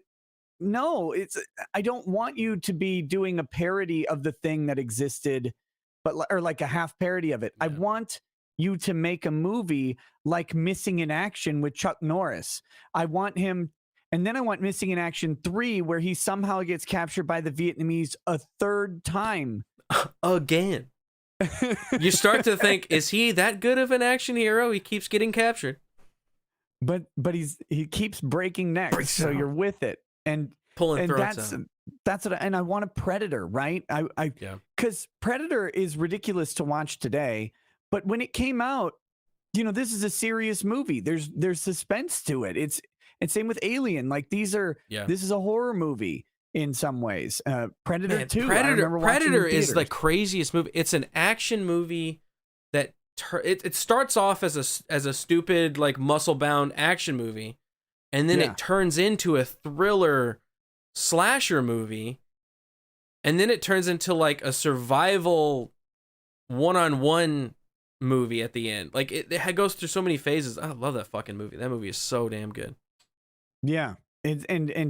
But now you look at Predator and it's like, oh, ridiculous action movie. Yeah. But when it came out, it wasn't. Mm-hmm. And when RoboCop came out, it wasn't. I mean, it's Paul Verhoeven, so it's a satire or whatever. But like when it comes out and people are watching the trailer, they're like, "What the hell is this? I got to go see it." Yeah. And they go see it, and they're like, "This movie is brilliant, but it's ridiculous at the same time." Yeah. And that's okay. We've lost the ability to have a ridiculous movie. And I don't think the tastes have changed. I think people would still be as excited for a stupid, large, ridiculous action movie as they were in the 90s and the 80s. I think if you release one right now, they would still be that excited for it. There's just something, there's like a hesitancy from like creatives to not do that style of movie because it's beneath them or something.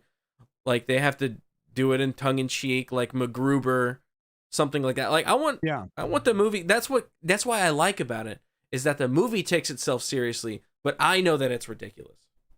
Right. You know? Exactly. And that art is dead. It's completely dead. Completely dead. All right, let's get to the super chats, and I'll let you go. I'm sure you've got a stream to get to, or you got some sleep to get to. I know that. I know you got some damn sleep. I don't know if I'm doing a stream tonight. I was not planning on doing a stream tonight.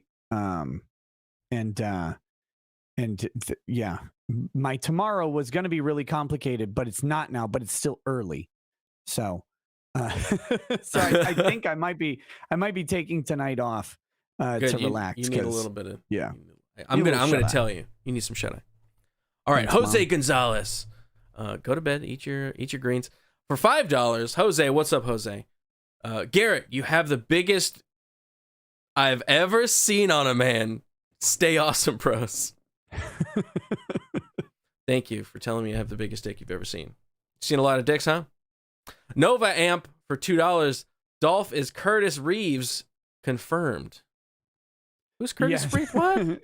Okay, so that's the trial I'm covering. Curtis Reeves. He's a retired cop He was 71 years old in a movie theater down in Florida. And a guy, here's the narrative. Narrative is a guy throws popcorn at him and he pulls out his gun and shoots him. And claims self-defense. I hate those people. But the and the guy was on his cell phone. Oh, fuck that guy. Sorry. Is it a bad take? Fuck that guy. Nope. No. But so his trial's taken 8 years to come to go to trial. It's been 8. So he's 79 now. Broken down old man, looking like James Caan on the stand. Wait, did we talk? It's about revenge. Way of the Gun is no. Have you seen Way of the Gun? Way of the Ryan Felipe, Benicio del Toro, James Caan, Taye Diggs. Yes. I've seen this. Okay, gotta make sure it's one of that's one of the best movies ever made. We talked about it last time, and I watched it in between. Okay, good. I thought so. Every time. Why does James Caan always come up when I talk to you? Yeah, every time. I don't know. James Caan. It's that line he says in Way of the Gun. He says, "The only thing you can't assume in this business about a broken down old man is that he's a survivor." I love That's that this line. man. So I'm fully. I don't know any of the other details, but guy's on his phone, throws popcorn, blow him away. Yep. Shoot him. Shoot him. All of them. Take him out. Who we got? Ashton Upton for $20. Hey yo, you got a hiya. Quarterback Garrett, miss seeing you on Mug Club. Nick asked Quarter if Chandler took a bite. Chandler Halderson, Wisconsin convicted murderer. He murdered his own parents. Wow. So the question is, if you've already shot your parents and killed them, okay, and chopped up their bodies to distribute around the state of Wisconsin, like in packages, or do you personally taking them? Like dumping them in various places, burning them, trying to get rid of them. Just right? getting rid. Okay. Do you take a bite? Take a little nibble? A little taste of I'm mom or already dad's? in. The act is done, right? So I mean, everything is no holds barred. You've shot them and killed them and chopped them up. I feel like he did. I think so. I don't know if he like sat down for a meal, right? Yeah, maybe just like just a sliver and like sauteed it up, put a little spices on just to see. At that point, you're already far gone. You might as well. Yeah, I think he did. I think he did. I agree. Oh, we're not talking about what I would do. No, I would. I mean, I'm there. Yeah. So that's why I figure he would too. Yeah, I totally understand that. Yeah. Adam Wolford for $5. Red Scorpion, base in the Middle East. He plays a Russian soldier that was betrayed and left for dead, taken in by the Middle Eastern people. Is that like Rambo 3? That kind of sounds like Rambo 3 a little bit. Was it the fucking jihadis? Like, did he join the jihadis? Did it glorify them and then say, this is credit to the brave and wonderful people of the Mujahideen? Mujahideen. And my favorite thing about it, we talked about it on this show with Dan Vask. The great set piece in the middle where they're trying to endear you to these people, and they're playing their local game of drag a dead goat around while you throw it with your horses. So beautiful and endearing. What the fuck? Next time on ESPN 8, The Ocho. Throw it in the hole. Throw it in the circle. Why? Because you throw it in circle. I don't know. Hunch the Dirty Roofer for $5. So Reacher. He just said So Reacher. I've heard Reacher is good. Have you only watched one episode, and I like it. I like it. Did you watch Blue Mountain State? No. Okay, Blue Mountain State is a beautiful comedy series that ran on what was it? Was it on Comedy Channel? Or no, it was on Spike. It was on Spike. And Blue Mountain State. One of the main characters, Thad, is the guy who plays Reacher. Oh, Reacher. Yeah, he played Aquaman in Smallville. Oh, okay. Yeah. Sure. I had no idea. He did. So he's the guy who plays Jack Reacher, and he's very I didn't realize because the That Jack dude's Reacher that I massive. saw. Get that Yeah, guy. he's huge. Get that fucking guy to be in an action movie that's like an 80s action movie. That fucking dude. 100%.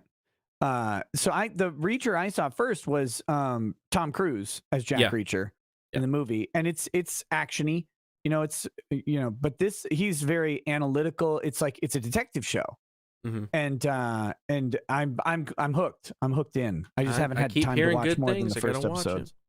And I hear that You it's gotta- like there's no agenda. It's just a kind of TV drama action show. And I'm like, thank you. Can we go back to that? That's awesome. That's what it looks like. do more I of would that. strongly recommend, by the way, whatchamacallit, Blue Mountain State. The football show. It is one of the greatest opening songs, intro songs that exists, and it's also just fun. Like it's entirely fun, straight bell to bell, but it has like a bunch of wisdom about how ridiculous college sports are and how like the guys who wrote it must have had some personal beefs with the NCAA. Because like they're at like the coach's mansion. The coach makes $4 million a year and is just this womanizing asshole who you love, right? And he's at this party and everything's catered in.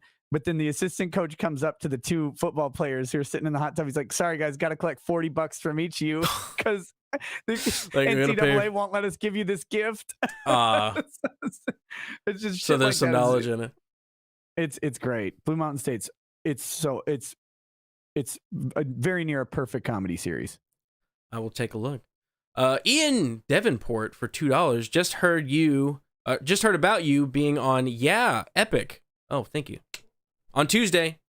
I'm on You Are Here on Tuesday. Awesome. Yeah, it's gonna be fun. A fun show. Dude, yeah, I love this show. I was talking to I don't want to fucking name drop or whatever. But I was at the Christmas party at the Blaze TV Christmas party, and I was talking to the CEO, and he was talking about that show and how they're kind of doing something different with that show. And I was like, yes, like please go in that direction because the boomer content, I don't like it. Like this is better content. Like this is more towards the current and slightly offensive. Like those are two shows that are like out there. I didn't realize they were on Blaze at first because I'm like, how the hell are these shows on anything resembling a network? At all. Like, but because they come across, they have great production, but they're like the stuff that we do. Exactly. Like yeah. That's what I like about it. Talking to each other. It's like you can kind of say whatever, but it's like high production value. Yeah, I like that. Yeah, it's wonderful. I like Blaze TV guys. They're good peoples. Lagging for $2, the movie Nobody. Thoughts? Did you watch Nobody? Yes. I haven't seen it. Is it good? It looked like a John Wick-esque like kind of action movie, but I heard it's actually like really good. I thought it was just like a comedy because it had. I will say that one might be the most recent movie to kind of scratch the action movie itch. Sat down to watch it, had a little expectations from the chat, told me, you got to check this movie out. It's like John Wick with an old man or whatever. Yeah. And I don't know what that means. John Wick is with an old man. Yeah, but everybody thinks of Keanu like he's 30. Yeah, I guess right. Yeah. He's like 72 now. Yeah, he is. I'm pretty sure. Riding his motorcycles, kicking ass still. But no, yeah, you watch it and it is very much like it's a throwback. So that's a good one. I mean, no boobs in it, or not enough. I don't think there were any, but if there were, there weren't enough. Yeah, I don't think it's an actual action movie until like even Demolition Man snuck in a little pair of tits. Just even Die Hard, even RoboCop, Terminator 1, all of them. That's part of the hallmarks of a action movie. You gotta have it. You gotta have it. It's necessary. James Suttles for $2. Total War Warhammer 3 comes out tomorrow. Hype? I didn't know about this. Holy shit, what? I don't know when I'm going to have time to play it, but I loved 1 and 2. I'm so bad I love Total War, so I didn't know they were doing a Warhammer. Oh, dude, they've done 2 of them, and they're amazing. Fuck. It's old world Warhammer. Yeah. And yeah, number 3 comes out. 1 and 2 are great. If you want them, I think I have some codes, download codes for 1 and 2. Hey, man, I'm not gonna say no. Let me see if I can find them. If I can, I'll send them to you on Twitter. Dude, this is awesome. Yeah, and number 3 comes out tomorrow, and all I can think is, when they started this series, I had all kinds of time, and I would play. Now I I would have play no for time. hours. Now I have none. Yeah. Oh, man. Stream, sleep, dinner. That's my life. Eat, sleep, stream. Oh man, this looks awesome. I'm gonna have to play that. Yeah, they've got the Chaos Armies with demons coming out, which is gonna be nuts. Oh man, that's the IP that I'm afraid that they're going to. I'm gonna see an announcement on Twitter or something that Netflix is doing an adaptation. They just did that with BioShock. I don't know if you saw that. That Netflix is doing a BioShock adaptation. I'm like, fuck. Please don't. Like, for the longest time, I wanted it so bad, but now I'm like, please do not touch it ever. I have some bad news for you. Amazon owns the rights to Eisenhorn Warhammer 40K show. Although the guy who's supposed to be doing it is the guy who did Man in the High Castle, which I heard was really good. Yeah, I did hear that was good. And if they do Eisenhorn the way his character is written, as an he's an inquisitor in 40K, and if they do it as a detective show, they could do a good job. It could be done if it's not done by a woke crew. It's going to be a black female with the sideburn hair that's a lesbian, and the whole show is her going around and telling everybody how bad they are. The crazy thing is, you could have in Warhammer, there are books with female characters who are either leads or co-leads who would fit all of the diversity requirements. They never use those. Cares. They never use those characters. They always have to they take a character that new one. They make a new one, like Lord of the Rings that we're seeing. They're making a shit ton of new characters, even though Tolkien has hundreds of characters that they could be picking from, but they can't change those legally with the agreement. So they have to create new characters. So they either create new characters or they take a character that you already love and they change the hell out of that shit. Right. That's the play. Gregorina Eisenhorn. Yes. Should be post-transition. Jeez. Oh, sad, but it's real. Hayabusa Paul. Hayabusa. I think that's the way I'm supposed to say it. Like the motorcycle. Hayabusa. For 5 Canadian syrup coins, shout out to the Canadian truckers out there. You guys doing a good job. You have the right to be dead. It's not even you have the right to die. It's you have the right to be dead. You have the right to be dead. Roxa for $2. Ask Nick about the dumpster murder. What's the dumpster murder? What's this? Oh God. So the dumpster murder is I don't remember these guys' names, but if you go on Google and type in dumpster defenders, you'll find them. It's a father-son duo. I know this one. In Abilene, Texas. I know this one. I used to live not too far away from Abilene. Yeah. I doubt it. Nailed it. I love that shit. Yeah, that trial's coming up. That trial has to be televised for the world to see because that trial will be so much Texas. Oh, dude. It's Central Texas, too. It's central, like, landlocked Central Texas. The judge will talk like this. Mm-hmm. Well, let's get these proceedings started. It's everything. All the attorneys are going to sound like that. Yeah. These guys are going to be there. All the witnesses are going to be just Abilene white trash. Oh, it'll be magic. Well, he put the mattress right there, and I told him not to. So I got my shotgun out, and I told my son, make sure he don't try nothing funny. Take your swing. Take your swing. It's so funny because that video gets outside of Texas and like inside of Texas. That's like a Tuesday. Yeah. You know. But then it gets outside and people in LA and stuff see it and they're like, "Oh my goodness, what is going on here?" I'm like, "Oh yeah, it's foreign country is this? What is this?" Where? Oh my gosh. I got lost. Mindy Wilson for $4.99.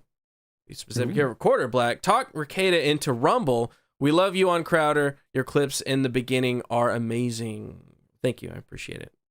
What are you thinking? Yes. What do you do, the Rumble or the Odyssey? What do you? I'm multi-streaming the ODYSEE right now. I'm adding. I told people, but they don't listen.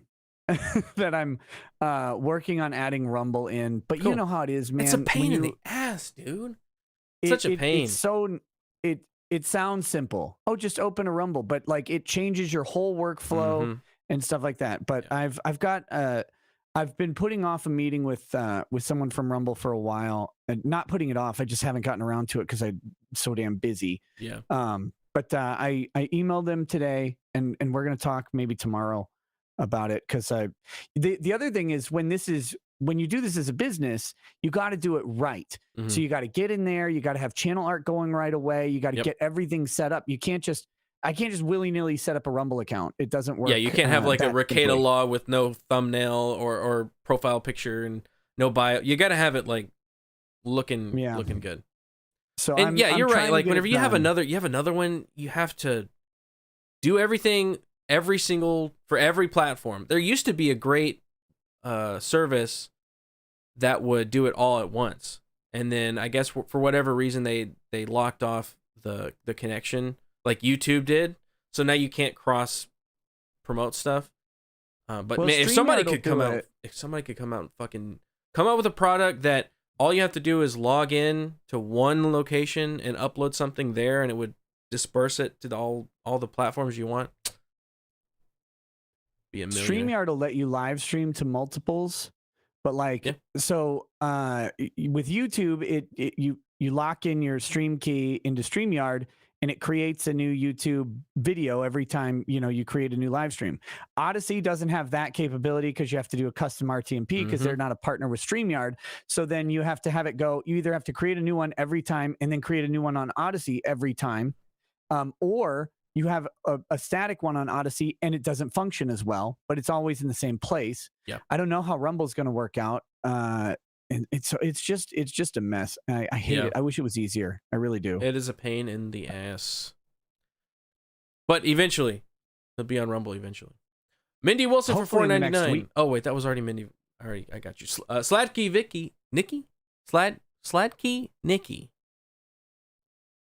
Slavkey Nikki. Slavkey Nikki. Slavkey For $5. The only level of Chad is a Thad. Thad fucking Castle. What is that? Castle, baby. What's that? So much lore. Lore, I don't know. Blue Mountain State. Oh, okay. That's his character in Blue Mountain State. He's so funny. God, he's great. These sleuths are everywhere.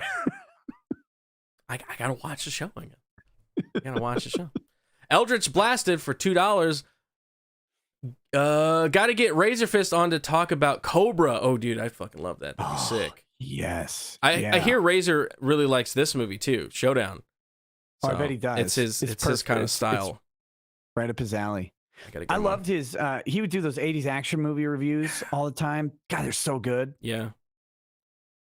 I wish he'd do more, but fucking YouTube keeps knocking him down. Your Future X for $4.99. Nick, have you seen your unbreaded remix on YouTube? Your auto-tune singing skills are great. Yep, I have. It's phenomenal. I even showed my wife because we were cracking up. My favorite thing is where you go, anywhere you go, people do this where they go, "Hey, ask Nick about X. Ask Nick about X." They just want to hear you talk about things they know they've heard you talk about already. They're just like, "Just say it again. Talk about it again." Yeah, love hearing you talk about it. That's what they did on Friday Night Tights. After you were on my channel, I saw somebody in the chat said, "Hey, ask Nick about Subway U-Cut." Or V-Cut or whatever else. I was like, oh yeah, it's great.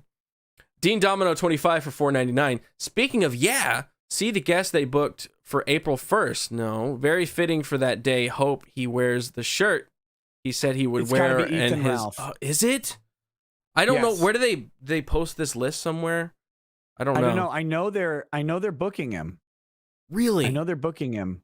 So if it's going to be after he got wrecked by Medicare. Yeah, well, he got mad because when I was on just a couple days ago, what, Thursday? No, Thursday. Yeah, I was on You Are Here, and so a super chat came in and asked about Ethan Ralph. So I briefly dipped the toes in the lore, and he immediately tweets out, "I see you had that shyster lawyer on telling lies about me." Like, I didn't lie about you. No, I don't. Ralph, I don't know if you checked, but your life's kind of a disaster right now. Just take your eyes off the screen, look around. That's all you got to do, okay? Yeah. So now Elijah immediately responded that he's welcome to come on the show. So they are booking him. So it must be him on the first. That's beautiful. Is he going to sit in the cuck chair? I hope so. I hope so too. I might flip the seat cushion just to make sure I don't get any cuck on me. JC the Music Man for $9.99. I'll give you a hug for that. 3 things. Nick forgot to mention how hungry an all-night parent roast would make you. 2. Wait, did they start with 3? 3 things. They didn't say 1, so they're starting the second one with 2. Yeah. Check out Boyka Undisputed Trilogy. Dude, have you seen that? The Undisputed Trilogy? I don't think so. It's legit. What is the guy's name? Undisputed. I mean, I feel like I've seen it, but not seen. You know what I mean? It has Michael Jai White. That's okay. Yeah. He goes into prison and he has to fist fight this crazy Russian dude, and this Russian guy is Scott Adkins is his name. He's like a stunt man and an action dude. He's legit. So he fights him in the first one. And then the second and third one become his movies, and he's in a Russian prison, and it's a fight movie. It's actually pretty fucking legit. The Undisputed I'm seeing is Wesley Snipes and Ving Rhames, so that must be an old different Undisputed. That's the old one. Yeah. I don't know if they're connected in any way.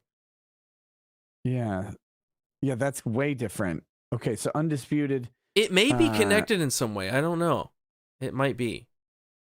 Okay. God, I gotta. So maybe check them out. Is it like Wesley Snipes is the first one, then the second one is Undisputed 2 might have been the same character, but Wesley Snipes is in prison. Hey, I totally support Wesley Snipes. Okay. Yeah, no, sticking it to the man. Fuck that. Don't pay taxes. I didn't say that. I can't say that. I wish I could. I didn't say that. But yeah, it's a really good movie, and the choreography is really, really top notch. Yeah, I'll check them out. Yeah. So Undisputed is the first one. Undisputed 2 is the one with Michael Jai White. Okay. And Scott Adkins. Undisputed 3 Redemption is Scott Adkins and Mikhail Shannon Jenkins. Yeah, he's on his own. Mark Ivanar and Hristo Shopov. And then Boyka Undisputed is the last one. So there is a trilogy of the Boykas. He's fucking vicious. He's the villain in the first one. And then it goes to follow him throughout the next one. And then the final I'm going to watch all 4 of these movies. Dude, yeah, they're legit. I haven't seen the first one with Wesley Snipes, which is a travesty. I need to correct that because I was not aware. Yeah, you could be forgiven for thinking that movie looks completely unrelated to the others, because it does. Because it literally does. 2002, early. Yeah, it's Wesley Snipes and Ving Rhames, and not Michael Jai White. It's Scott Adkins, yeah. Daniel Eltler for $2. Futurama, cautious optimism or woke necromancy. Woke necromancy. Have you seen the other cartoon that was produced by the same people that produced like Futurama and The Simpsons? It's woke. It's got it's got one where it's like Enchanted or something. Or whatever? Yeah. It's woke. It's got its leftist kind of jokes that don't land. They're kind of out of touch jokes. So I didn't really like that show. So I'm assuming that this 4th Futurama revival is not going to be good. Yeah. So they're doing another Futurama? Yeah. That's what's going on? Yeah. Okay. Yeah. Again. I'm gonna guess terrible. Because there was like 3 seasons. It got canceled. Then it came back for another like 6 seasons. Then it got canceled. Then they brought it again in like 2015 for 1 season or 2 seasons. And then it got canceled. And now they're going to do it again. I love the show though. I love the show. I haven't watched the most recent revival, but I do love the original. Ginger Hermit for $19.99. Hiya. Play the unbreaded remix by Toby's. It's fire. Can I play it? Will I get struck? No, I you don't won't know. get struck. I won't get struck. I don't think. Let me I find didn't. it. I'm gonna find I unbreaded. assume he'd be okay with it. Not the synthwave remix. And people recommend 1.5 speed. Yeah, they say that is the recommended unbreaded speed. remix. Okay, here it is. Here we go. Let me maximize that. Actually, hold on. Boyka? Boyka? Oh, it didn't work. Damn. They have the hotkeys now on StreamYards, and I tried to use it and it didn't work. You failed me, hotkeys. Yes. How dare you do that to me? So here we go. Share audio. Don't forget that part. Do you have it at 1.5 playback speed? Oh yeah, I gotta correct that. 1.5 playback speed. 1.5. So a little faster. Yeah, it works though. Here we go. Oh, whoop. And play. Got it. Oh, good lord! What is that? Whoa! Who do I gotta mute here? I don't know. Something on yours. What's going on? That was wild echo you had there. That was a mega echo. Let me see who I gotta mute. Maybe me. Maybe you. Do both. It's still echoing. What the hell?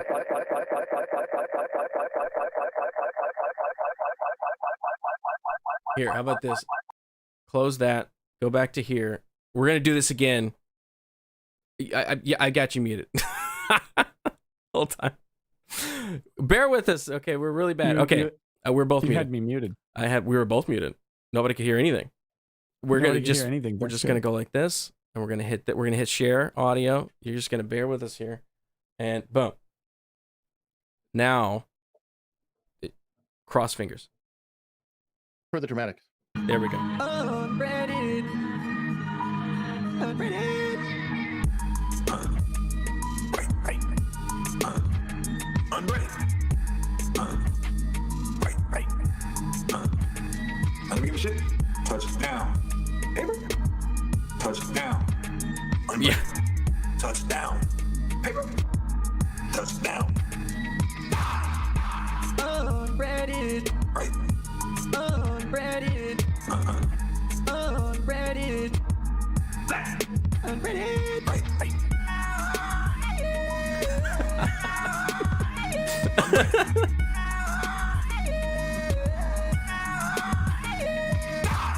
Touchdown. Paper. Touchdown. Unbreaded. Touchdown. Paper. Touchdown. Unbreaded. Touchdown. Touchdown. Unbreaded. Touchdown. Touchdown. Unbreaded. Damn. That's it. That's it right there.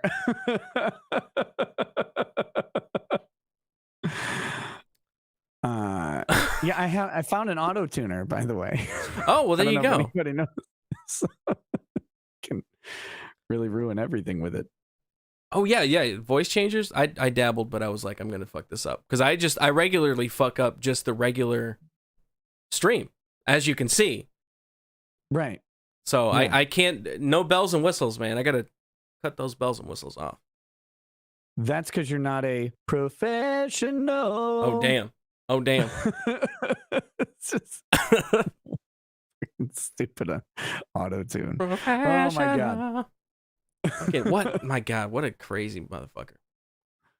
I'm Brit. That dude's great.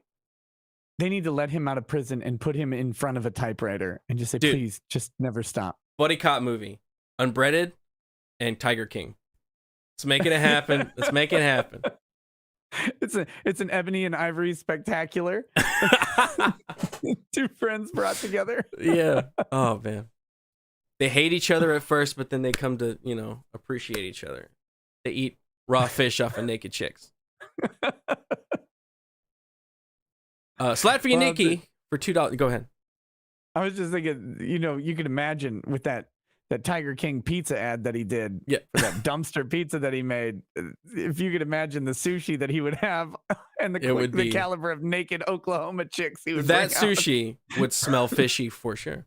That'd be terrible. Oklahoma chick. Yeah, Oklahoma naked chicks and Oklahoma sushi made by Tiger King. Yes. Slaffy Nikki, I can't say your name right, but we're just going to keep going for $2. Also, Thad Castle's canon name is Kevin. Lore Mhm. deep. Deep Lore lore. deep. Twilight Dragon 3 for 5 Canadian syrup coins. Hey, Rackets, since we're talking about movies, if you had the money to make a movie about any of the lolcows you've covered, which one would you do? I would adapt Russell Greer's book into a movie in a heartbeat. Russell Greer Russell Greer is. There's so He's the many. guy with the paralyzed face who sued Taylor Swift for $100 million. What? I not know And this. he's one? currently suing America's Got Talent. For He's suing America's Got Talent because his face is paralyzed, so he had to hire a band to perform the song that he wrote, and he's suing them to pay for the band that he had to hire as an accommodation under the Americans with Disability Act. Oh, and also he's demanding a spot on the live TV production for 2022 of America's Got Talent, because when they performed on 2021, they did it all by Zoom, right? And the producer who watched their Zoom performance, because the producer had to sit down and watch all of them, he's like, yeah, you guys that was great. You know what? Just go ahead and send in your stuff, to the link or whatever. That was so good, though. And I got to go to the next one, but that was good. And so they're like cheering, and they thought they made it through, Like, but turns out they woo! didn't. They didn't make it into the next round. His Wow. song was entitled "You Look Like Me, Heidi Klum." So It's yeah, I'd watch beautiful. that movie. I think I'd watch that movie too. Oh, his book. I read it on stream with Sriracha, and we went through, and she helped me out with the lore. But we did the audiobook of Russell Greer. It's 12 chapters, and his story about how he sued Taylor Swift is amazing. It's Wow. it has Mexican mafia firebombing his attorney into the hospital, and Taylor Swift stabbing him in the heart. It's so Okay. good. Okay, I'm coming with something. Just roll with me here. This book, but it's an action movie. You put him with explosions, car chases, maybe some Taylor Swift titties. Maybe we can roll with something here. Okay, I think we got something we could pitch. I think we should roll with that. I think naked Taylor Swift in a movie would do well. Taylor Swift, the villain, but Yeah. ultimately in the end, when you think they have a sword fight, right? They do have a sword fight at the end. Yes. She's about to die, but then she realizes that she really loves him, and it's really played by Russell. Russell really plays the lead character. We don't get like an actor. Well, it's either He is Russell or Rick Moranis. We bring Rick Moranis out of retirement. He is Russell. That's the only role he's been born to play. Okay. Was that everything? Okay. Bubba Beer for $5. You guys rock. The new Reacher show was pretty okay. All right. Pretty okay. There you go. Yellow Flash 2. What's up, Yellow Flash? What's going on? For $19.99, I'm going to give you a yeah. Yeah. I got to get you on this show. Yellow Flash, come on my show. I'll message Yeah, you. you can talk about Gundam. Oh, I don't even know that show. It'll be okay. It'll be Flash great. Can cry you through it. Thank you, Yellow Flash. I love you. I wish Trump would have given the Tiger King a pardon. Me too.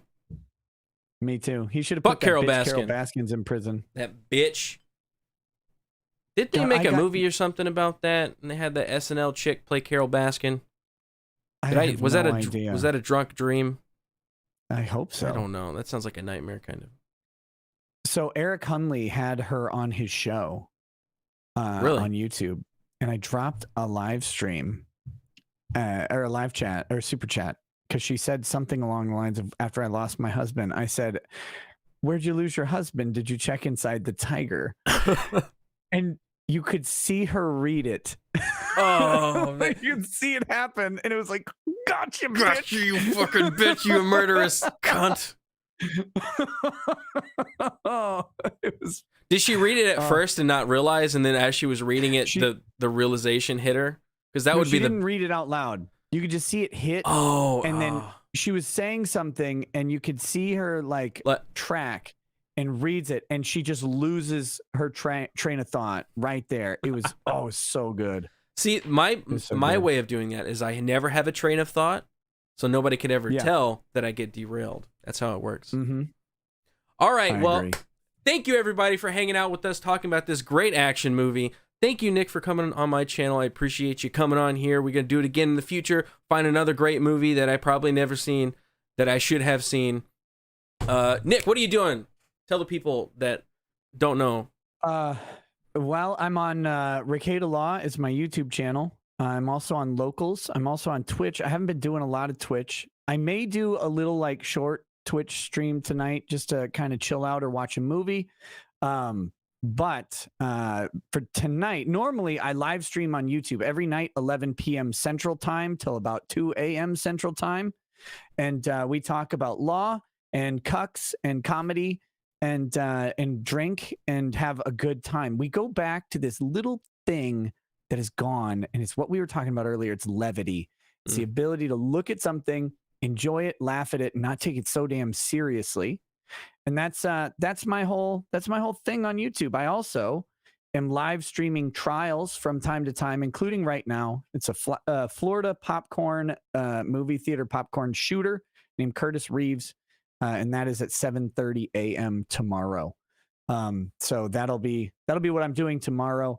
And Adam Krigler is on my show tomorrow as well. Tomorrow night.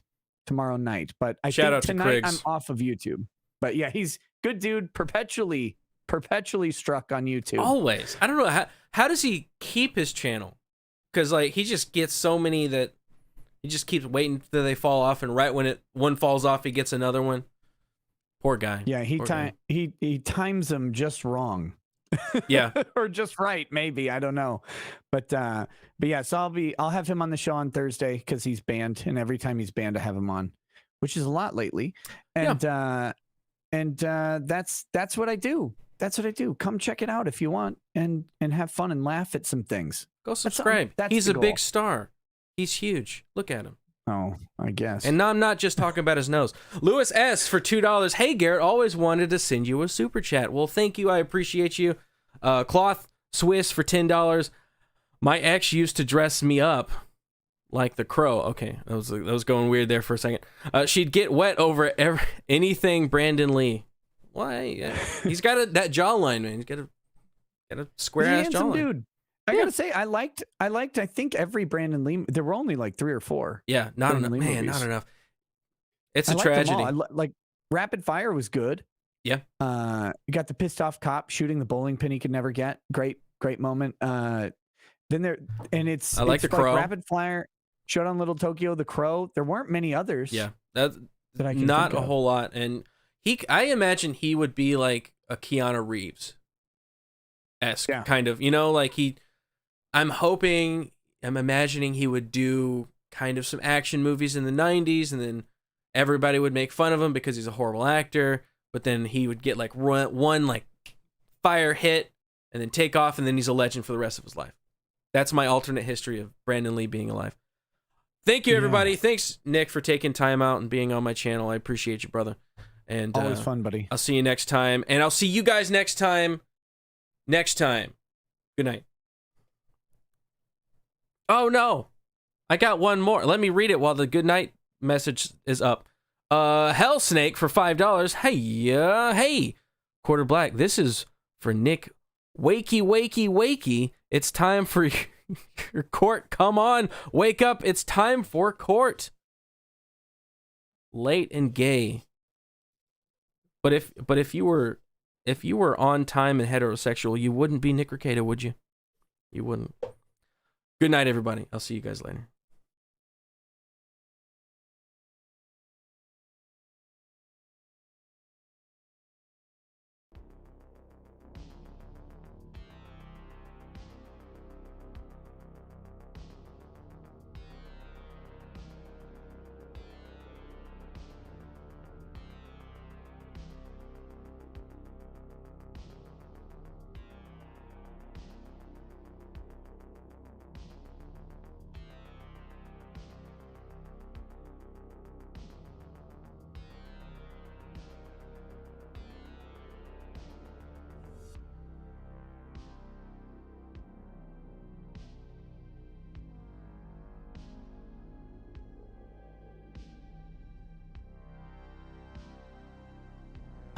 It's Chad stream time, baby. That's right. Hey, I got a donation just now, so I came back a little hot. I'm sorry. I had to, because I didn't want this Chad to leave. I hope he didn't leave. I hope this beautiful person is still in the chat. And I'll address all the Chads in the chat just now in a second. Just 1 second. Let me read this donation. It sent in the donation link in the description. Subverts Susan Wiki. Please don't get me. And we always love that. So Deeds M in for $20. That's a hiya. Greetings from the Twin Cities. Just saw the stream. We'll need to go back and watch from the beginning. All right, so Deeds, when you get to the end, I hope you didn't click away. I hope you didn't click away. Is the music way too loud? Is it too loud? Am I too loud? I don't know. A lot of things have changed. I didn't get to do the Odyssey stream because I didn't update my payment method on Restream, so I got to do that. And I didn't realize that until literally right before I was going to stream, so I was like, damn it, cut. So I had to cut it. But we'll get that fixed, and we'll do more streams over there. And so it's Chad stream time. Let's say hello to the Chads in the chat. If you didn't already know, this is the post credits scene. Chad undercover super secret underground podcast stream show where I, Garrett, talk to you, the Chads that stayed after the good night screen. I was gonna say card or graphic, whatever you guys feel like calling it. Let's say hello, Jack Turdland, Titan Killer, Marty Art. I know you up in here, man, bro, dude, the chattiest. I mean, really, you're all chattiest. I can't give that to everybody, you know. If everybody is a Chad, is anybody really a Chad? Yes, the answer is yes. You're all Chads. It gets even more Chad, okay? It gets even more Chad the more Chads there are. And Leanne of Tennessee doing the most Chadly thing, sending a super chat after the screen is we've already left. For $5. Found Rekieta law during the Kyle trial. A lot of people did, and I'm glad they did, because Nick's a good dude. He gets spicy. That's what I love about him, and legitimately does really great streams with the solo, with Drexel, with the what did they call the gaggle of lawyers? I forgot what they called it. Yeah, those were great streams. I found Nick way back in the Vic Mignogna stuff. And, yeah, I'm just really glad that he was able to come on my show. Fucking cool. Love that dude. Rolling, Minnesota. Ben. You guys are Chads. Uncomfortable truth. Well, you know what the uncomfortable truth is? Is that you're a Chad. And there's nothing you could do about it because you're already here. You're already here. Super Chad, that's right. Ain't a Bubba. Bubba Bear. Bubba Beer. Bubba Beer. Mine is Akron. I hope I'm saying your name correctly. I think it's correct. I always like throw in a little like French accent on there. I don't know why. It makes it come out of my mouth better. And I have I don't know if you've noticed this, but I have a difficulty saying words. So, there's that. Elgunzo 3. Sorry, fuck. See what I mean? El Gunzo 1000 for $2. Touchdown on paper. Unbreaded. That's Super Chad right there. No, it wasn't Law Panel, Chuck. It was something else. They had like it was like a murder of crows, a something of lawyers. It was a group of lawyers. It's like a... What was it? I think it was like a legal term. I can't remember what it was. Dang it. Dang it. Leanne of Tennessee, I see you in the chat. I see you in the chat. LawTube. Yeah. But there was a specific term they used. An invoice. That's what it was. Thank you, Slade, you fucking Chad. It was an invoice of lawyers. That's right. That was the term they came up with on stream.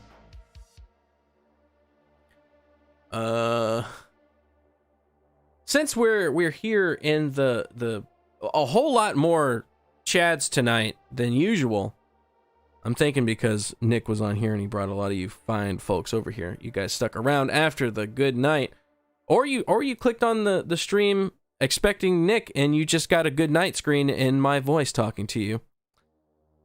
But I appreciate you nonetheless. We got 300 Chads up in the chat right now. That's fucking dope. And I think our peak was 646.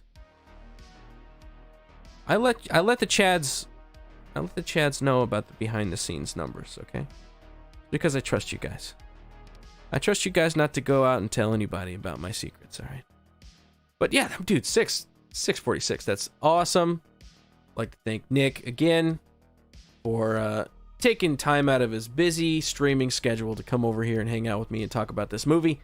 And I thank all you guys that are new and old and Chads and everybody for coming out and hanging out with me. If you are not already, why don't you go on and hit the link in the description and join the Discord. That's where we do things. We hang out. We watch movies sometimes. We play games and just generally chill.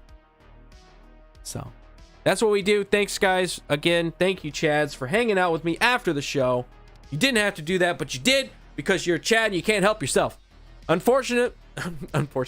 Uncomfortable Truth for $4.99. Found you through Nick. Dude, that's fucking awesome. I love to hear that. I love to hear when people find me through other means outside of Louder with Crowder. Not to say that I don't like you guys as well that do. I just like to also hear it from other areas. It's kind of cool to hear that there's multiple places that people found me. I appreciate every single last fucking one of you. Because you're Chads. Look at you. Look at you. Damn. You're so Chad over there. All right, you guys have a good night. I am going to go drink some water and eat apples because I'm going on a diet. Hey, Adam Krigler's in the chat. What's up, Adam? I'm surprised you're even able to post stuff in chats. Thought you're suspended. Two of my favorite streamers in one place. Well, now you're in the chat. Now we got 3 Chads. Adam Krigler, a Chad confirmed. Like everybody to know that.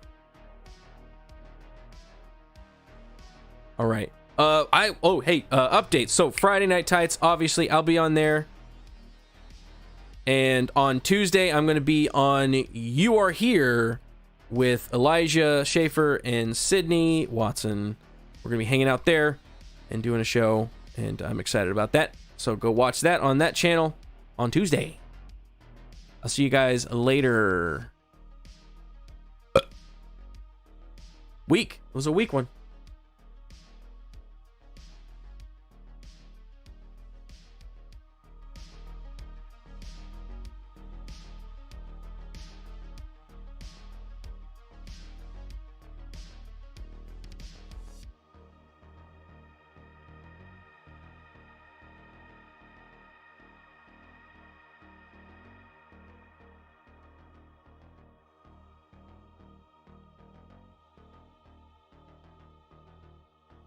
Hey, go buy some Krigler coffee. Go do that. Go buy some. See you guys later. Bye.